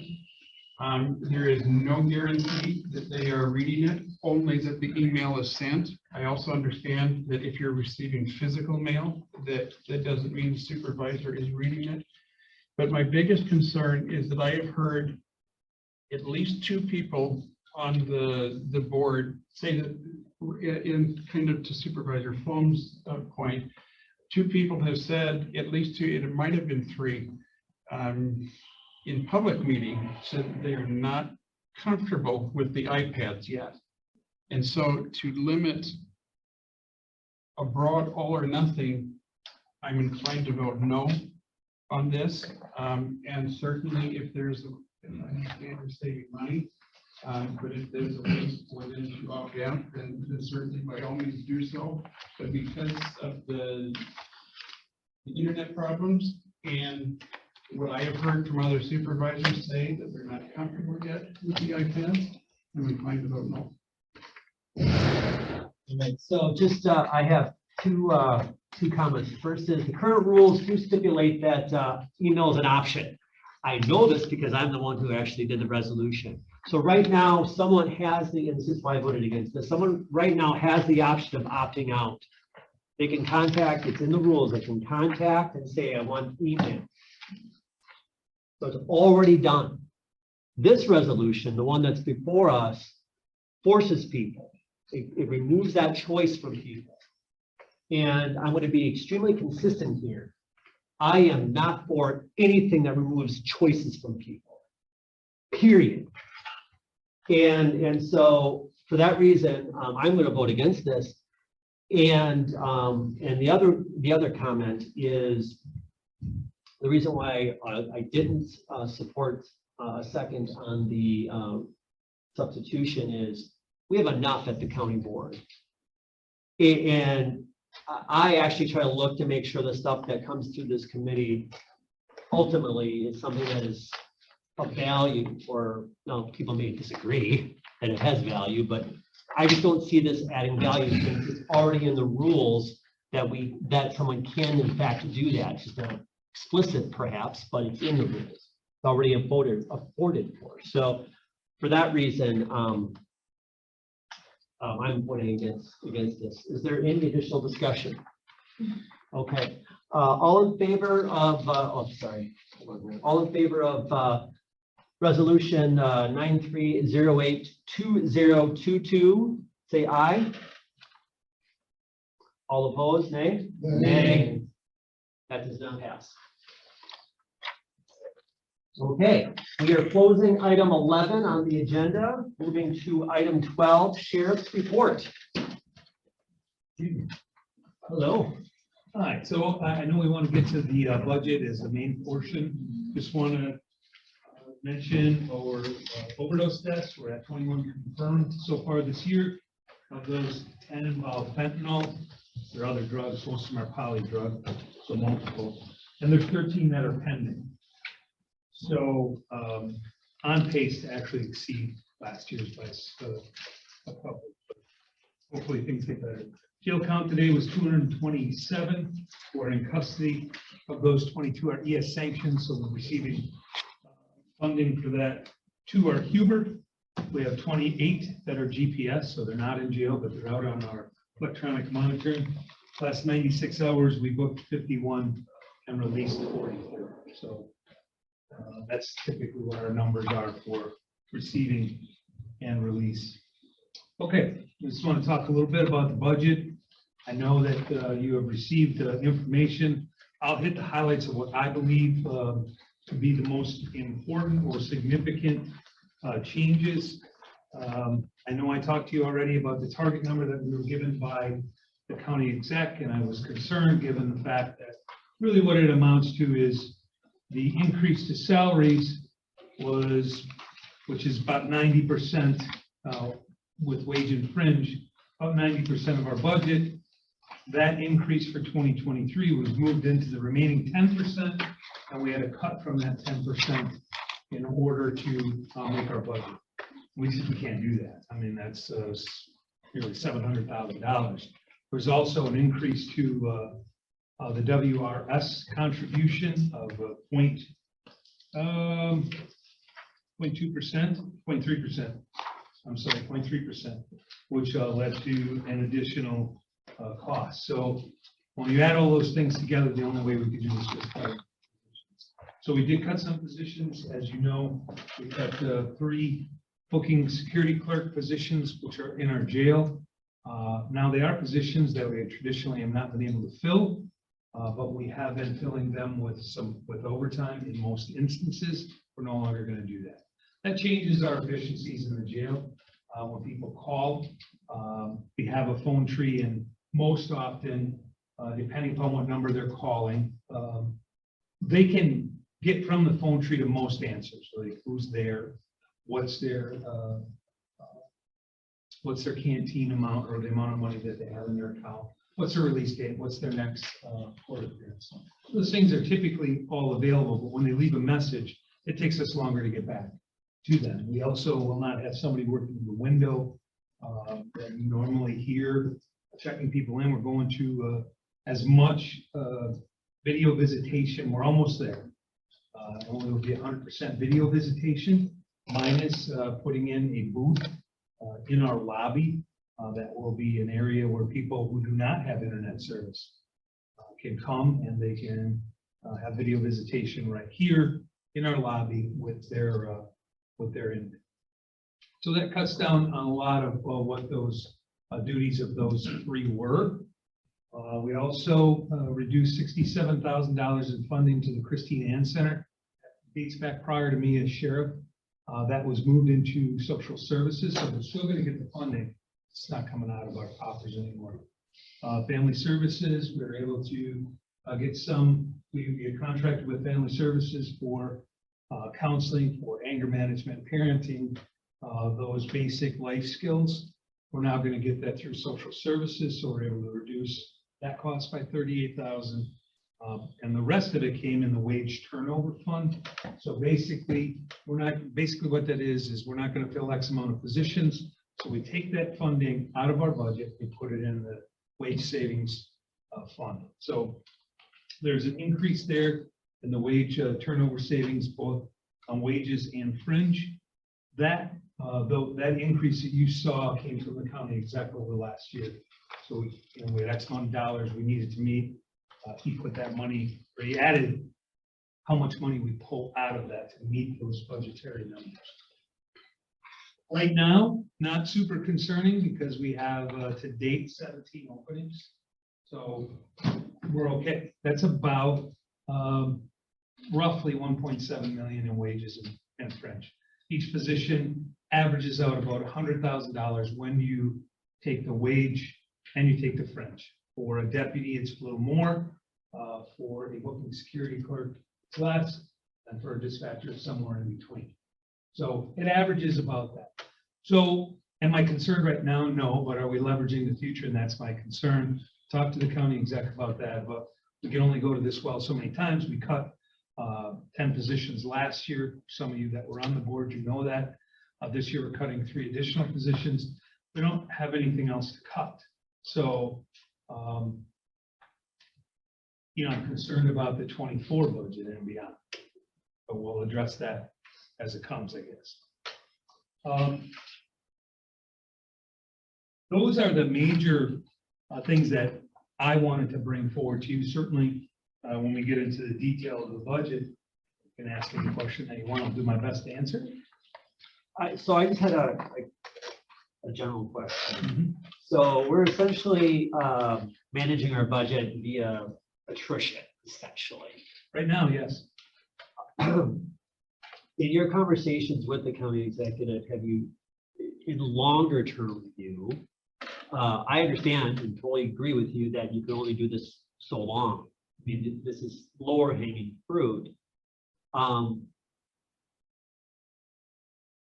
you concerned with these types of moves, perhaps causing issues even next year or in 23, I should say? Or do you feel like this is more of a longer term item that we're going to have to resolve potentially? I think, to your question, I think 23 is going to be okay with the number of openings that we have, the job market the way that it is. But I think as the economy gets tighter, inflation grows, typically when that happens, public service jobs become more appealing because there aren't layoffs typically. There aren't, the benefits are typically better than what they are in the private sector. So yes, I am concerned about 24, 25, when we're leveraging those numbers to try to meet a budget. Now, granted, with 197 positions, we're going to have a certain number of openings regardless. I don't ever remember as sheriff being fully staffed at whatever our table of organization was. I don't. If it was a fleeting moment. We had cake, and then by the time we ate, it was over. So, right, it's a fleeting success. Right. Thank you. Yes, Supervisor Isaac. Thank you, Mr. Chairman. My thumbnail's assessment of the sheriff's budget is that revenue is down $1 million and expenses is up $1 million. And it looks like a $800,000 increase in levy. My question for the sheriff would be, where can we place ARPA dollars in such areas as the morgue expense, because that was generated and brought to the surface by the pandemic, jail remodeling, which takes into account isolation efforts, which we learned from the pandemic, and then an outside question is would there be any potential for the 980 facility to receive ARPA monies? I think the first two that you brought up, the morgue and the jail remodel, definitely ARPA funds, especially the jail remodel, where we're reducing the transfer particulates by changing the design of the cell. I think that was, although not decided, it certainly is would fit the ARPA. Have you met with the executive in respect to the budget? I have met with him in respect to that project, but he was non-committal. Well, the budget, typically you go with the chairman of the committee. Yeah, That hasn't happened yet. no. Okay. So. Well, we have met with him, we have met with the county exec, and discussed some of the ways that we can meet the budget, which I just talked about. But as far as those specific things like the jail remodel, when we went through that project, I had that discussion with him, and it clearly meets what ARPA funding would be. I don't disagree that the morgue would meet that as well. A 980 housing, I think, might be a stretch, but you can also use it to replace revenue that you've lost, which would, then you can replace. Well, I think, Dollars that I you think should in the budget process, we should be ready to address those issues, because the money is in the bank. Yes, it is. And if you don't take it and use it by date certain, we're gonna give it back. Unfortunately, no one from our department was asked to be on that committee. I can't, and I can. Well, we can, as I had mentioned earlier this evening, work and solicit from our department heads within our jurisdiction suggestions for the use of ARPA money. And if it isn't in the budget, it can be seen in the budget come amendment time. Because my first few years, there was nothing except amendments to the budget. And I have talked to the county exec about the radio replacement. So when you were on the board, when we created this current radio system that we have, the radios are now 10 years old.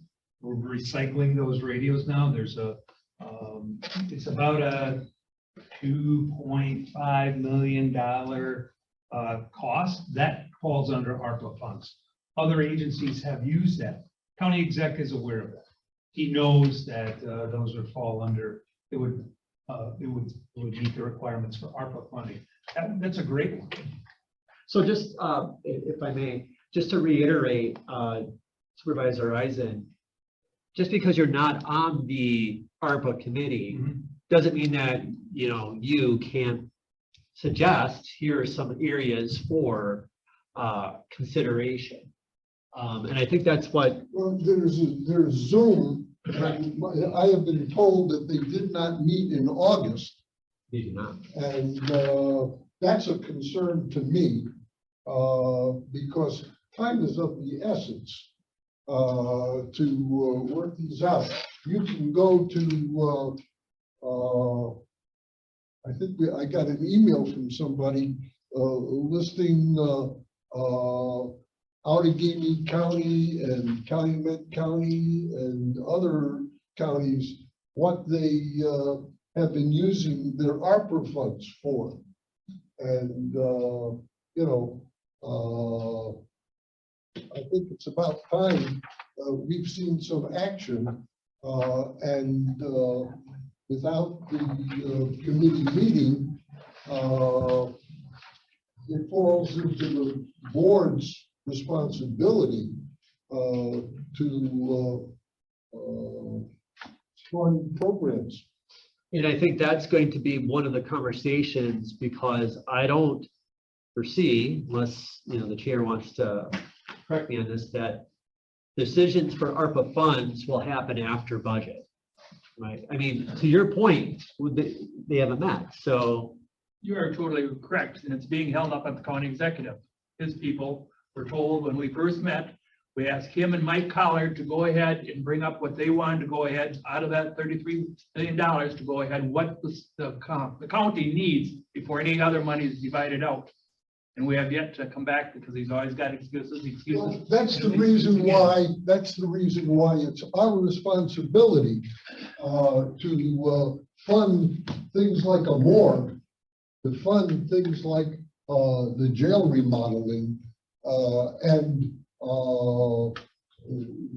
replacement of funds that were spent. Because there are 4,000, over 4,000 municipalities that have listed projects that they have done. And Winnebago County needs to get on the ball. And Mr. Chairman, if I will get an email out tomorrow to you, the county board chair, and to the county exec, as well as Mike Collard, and with the things that we see can be used for ARPA funds to offset costs. Great. That's fantastic. September 24th is when we're supposed to be next. Now, if it's not, they say, well, we don't have anything together yet, but I'm always. Who's the chair of that committee? I'm one, but so is the county exec, we co-chair it. And so everything comes from Mike Collard and that. And if you don't have anything there for us, any information or whatever, How confident are you that that September 24th meeting will actually happen? it's gonna happen, because if nothing else, I'll have my people come in and. I was gonna say, as co-chair, you could just have the meeting. Sure, we'll have a forum. I don't even think the county executive's got all of his pieces back. I shouldn't get into that. Okay. And remember, Mr. Chairman, we hold the budget screenings Yes, first. yes, we do. All right, thank you. Any other initial questions on the budget for the sheriff? I got one. So in terms of the ability to recruit and recruitment efforts, seeing that you're worried that we may be over leveraged in the future, do you see that hampering recruitment efforts or possibly putting a damper on morale in the department? No, I don't know that the average employee understands the wage turnover fund or even knows. I didn't know what it was until somebody said, hey, here's how we can, we can take the money out of this pocket, put it in this pocket. And nobody knows the difference, right? So, no, I don't think so. I don't think it changes anything other than we just need to make sure that we have the proper amount of funding when we start to fill these positions. I think as the economy changes and as we look for, we're filling positions throughout the agency. No. Okay. Was that it for your update? Yeah, Okay. pretty much. Sounds good. All right, we're gonna close that item, item number 12. And just stay right up there because it's your show here. Opening up item 13, consideration vote to accept a $113,209 local law enforcement agency initiative grant from the state of Wisconsin to be used for training, equipment, offset costs associated with training new employees and recruitment initiatives, or incentives. Second. Okay, so this grant comes from the state of Wisconsin. It is the $113,209. We've now, do we have ideas about spending? So I don't know if you recall when the governor had talked about this money becoming available. It was maybe 6 months ago, and then there was no direction. There was zero. We just got notified in August that, hey, the money's available. You need to spend it by July.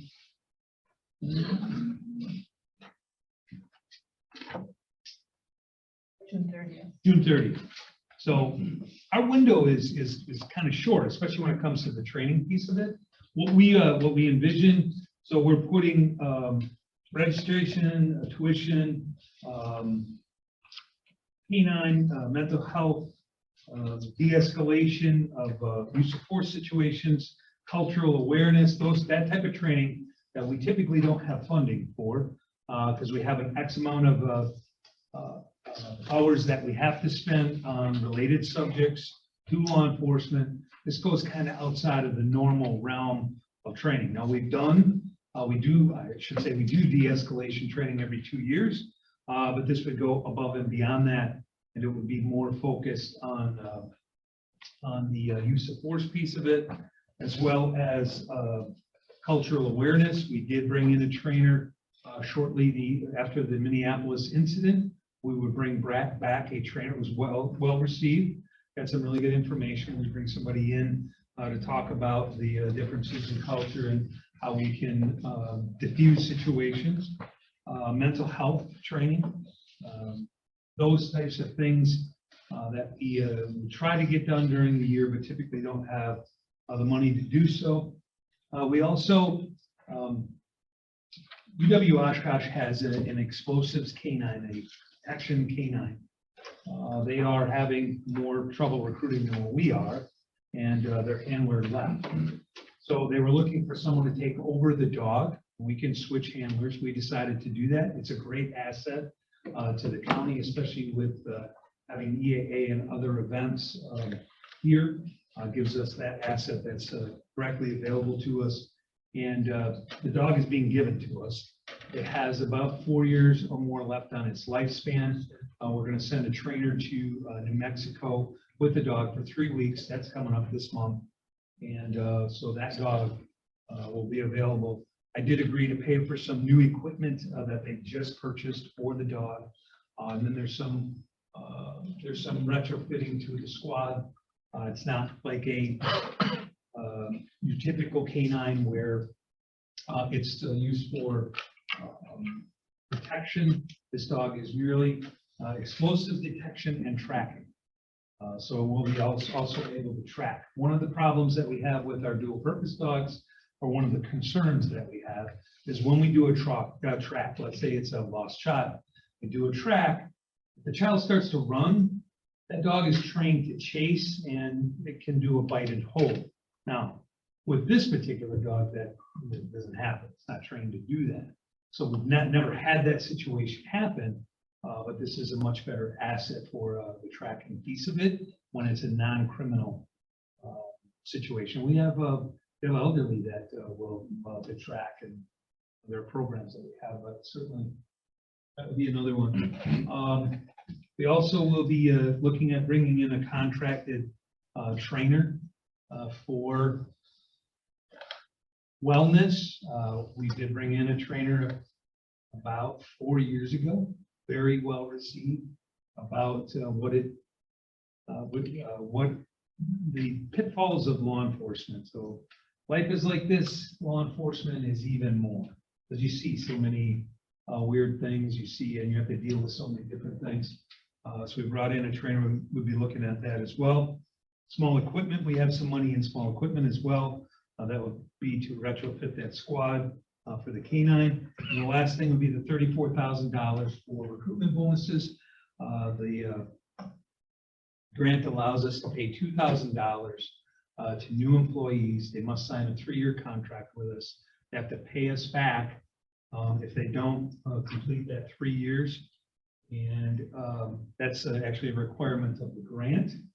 And it's for dispatchers, correctional staff, patrol staff. So the 3 areas that obviously we're lacking. So just to make sure I'm tracking. So this grant has essentially 2 sections to it. 113,000, 34,000 will be towards the recruitment incentives that you spoke about. The remainder, and here it just says the specific uses equipping law enforcement officers, but this would include the dog, the trainer, and what else? Other equipment. I mean, we didn't have a lot of time. We need to get this money, we need to get this approved and through the board, and we're trying to figure out like all the equipment piece of it. There's $54,000 in training. There's a $5,000 in the lodging for the canine class, which is in Mexico. There's $10,000 to bring in outside trainer, be more than one. Small equipment for the canine retrofit, and then the $34,000 for the positions. And then are there any specific strings attached with this grant? Like you had mentioned, if they leave within 3 years, they have to pay it back. But is there anything that we as a county have to do or provide to the state in doing and accepting this grant? There's nothing, there's no match. There's no, other than having the agreement with the new employee and assisting with, getting that money returned. That money would go back to the state. My assumption is it would come to us, it would go back to the state. So if someone left after 3 months, we would get the $2,000 back and it'll go back to the state. And I don't want to monopolize, but I just have one follow-up question on the dog. This would cover the cost of getting the dog here and all of that, but as I'm well aware, because I have 2 dogs, even though they're like my pet dogs, there's costs associated with it after the fact. And have you accounted for any sort of incremental funding needed to support this additional dog? So you're talking like vet bills and those types of things? Correct, yeah. We have about $55,000 in our canine fund. That's a donation through the Oshkosh Community Foundation. And it's, people love dogs, so we're constantly getting more donations. I'm not concerned about having enough money to cover the cost of vet bills and food and those types of things. And do we, when it comes to a dog, does it get partnered with, I assume with a deputy of some Yes, sort? Yeah, it does. okay. This particular deputy has had a previous canine, the dual purpose, traditional canine. So he has a lot of experience that he's going to bring. Now, again, there's about 4 years or so left in this dog.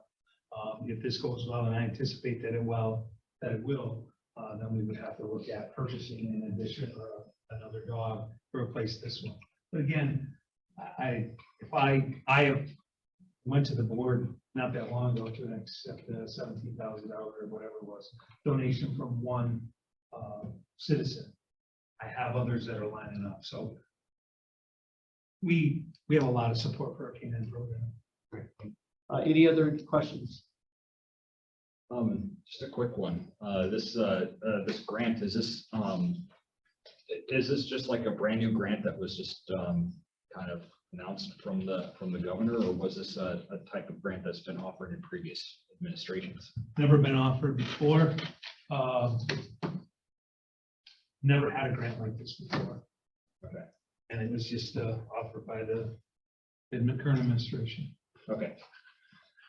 That's all I have.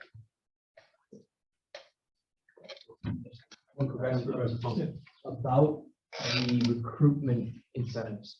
So when you advertise at a job fair, just somebody who's coming into the door, has never been involved in law enforcement before, is interested in joining our department here, what is the exact number that you would offer them with the recruitment incentive? Is it like a sign-on bonus, or how much? Yeah, so the sign-on bonus is a little bit difficult for the deputy position, not difficult. We have to make sure that it is offered prior to their first day. So on their first day, they're going to get the $2,000, but it comes in on that first day because they now become a union member on day one. Right. So we have to work around that collective bargaining agreement a little bit. But yes, we would let them know that it comes with a $2,000 signing bonus. Some are 5. I mean, I've seen some pretty significant bonuses from other agencies. But this one allows us to not tap into our tax levy in order to offer.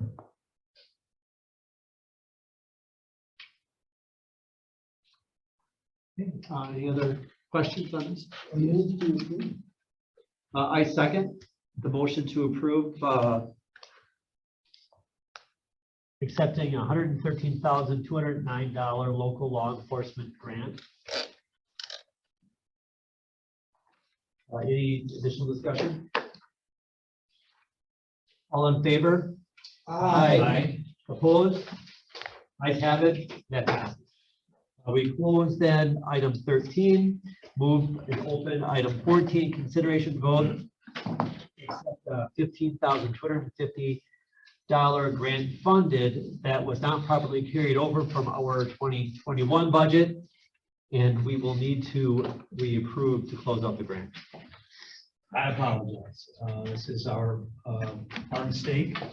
This money was already approved by the Judiciary, PNF, and the board, but it wasn't spent in 2021, so it needed to be carried over into 2022, and we failed to do that.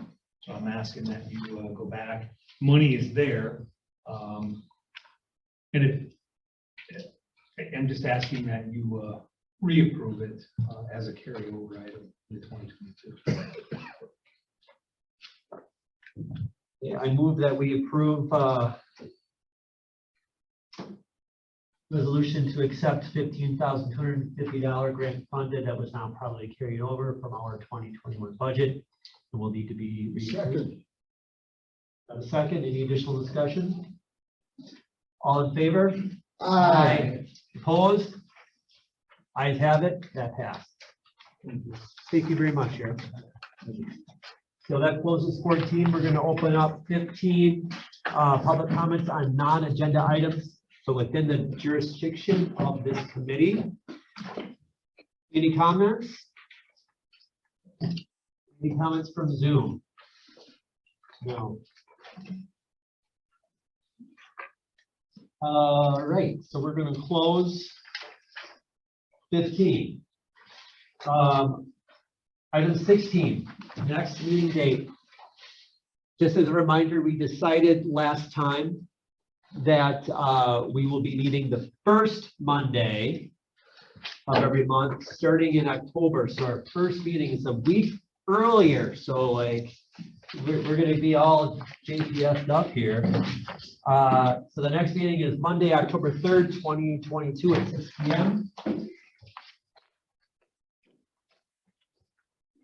Okay. What's with that? That's just what it's going to be. Yeah. The agenda, yes. Any items due for that agenda will be September 19th. And just as a reminder, today is the 12th. So there's going to be a rather quick turnaround on that one. So please get that submitted quickly if you have anything. Okay. Is the motion to adjourn? Second. Okay, all in favor? Aye. Opposed? All right, that carries. Oh, that's right. Yeah, I Sign now. gotta sign. Oh, boy. All right. Yeah, I know. Yeah, yeah. Then take Brad.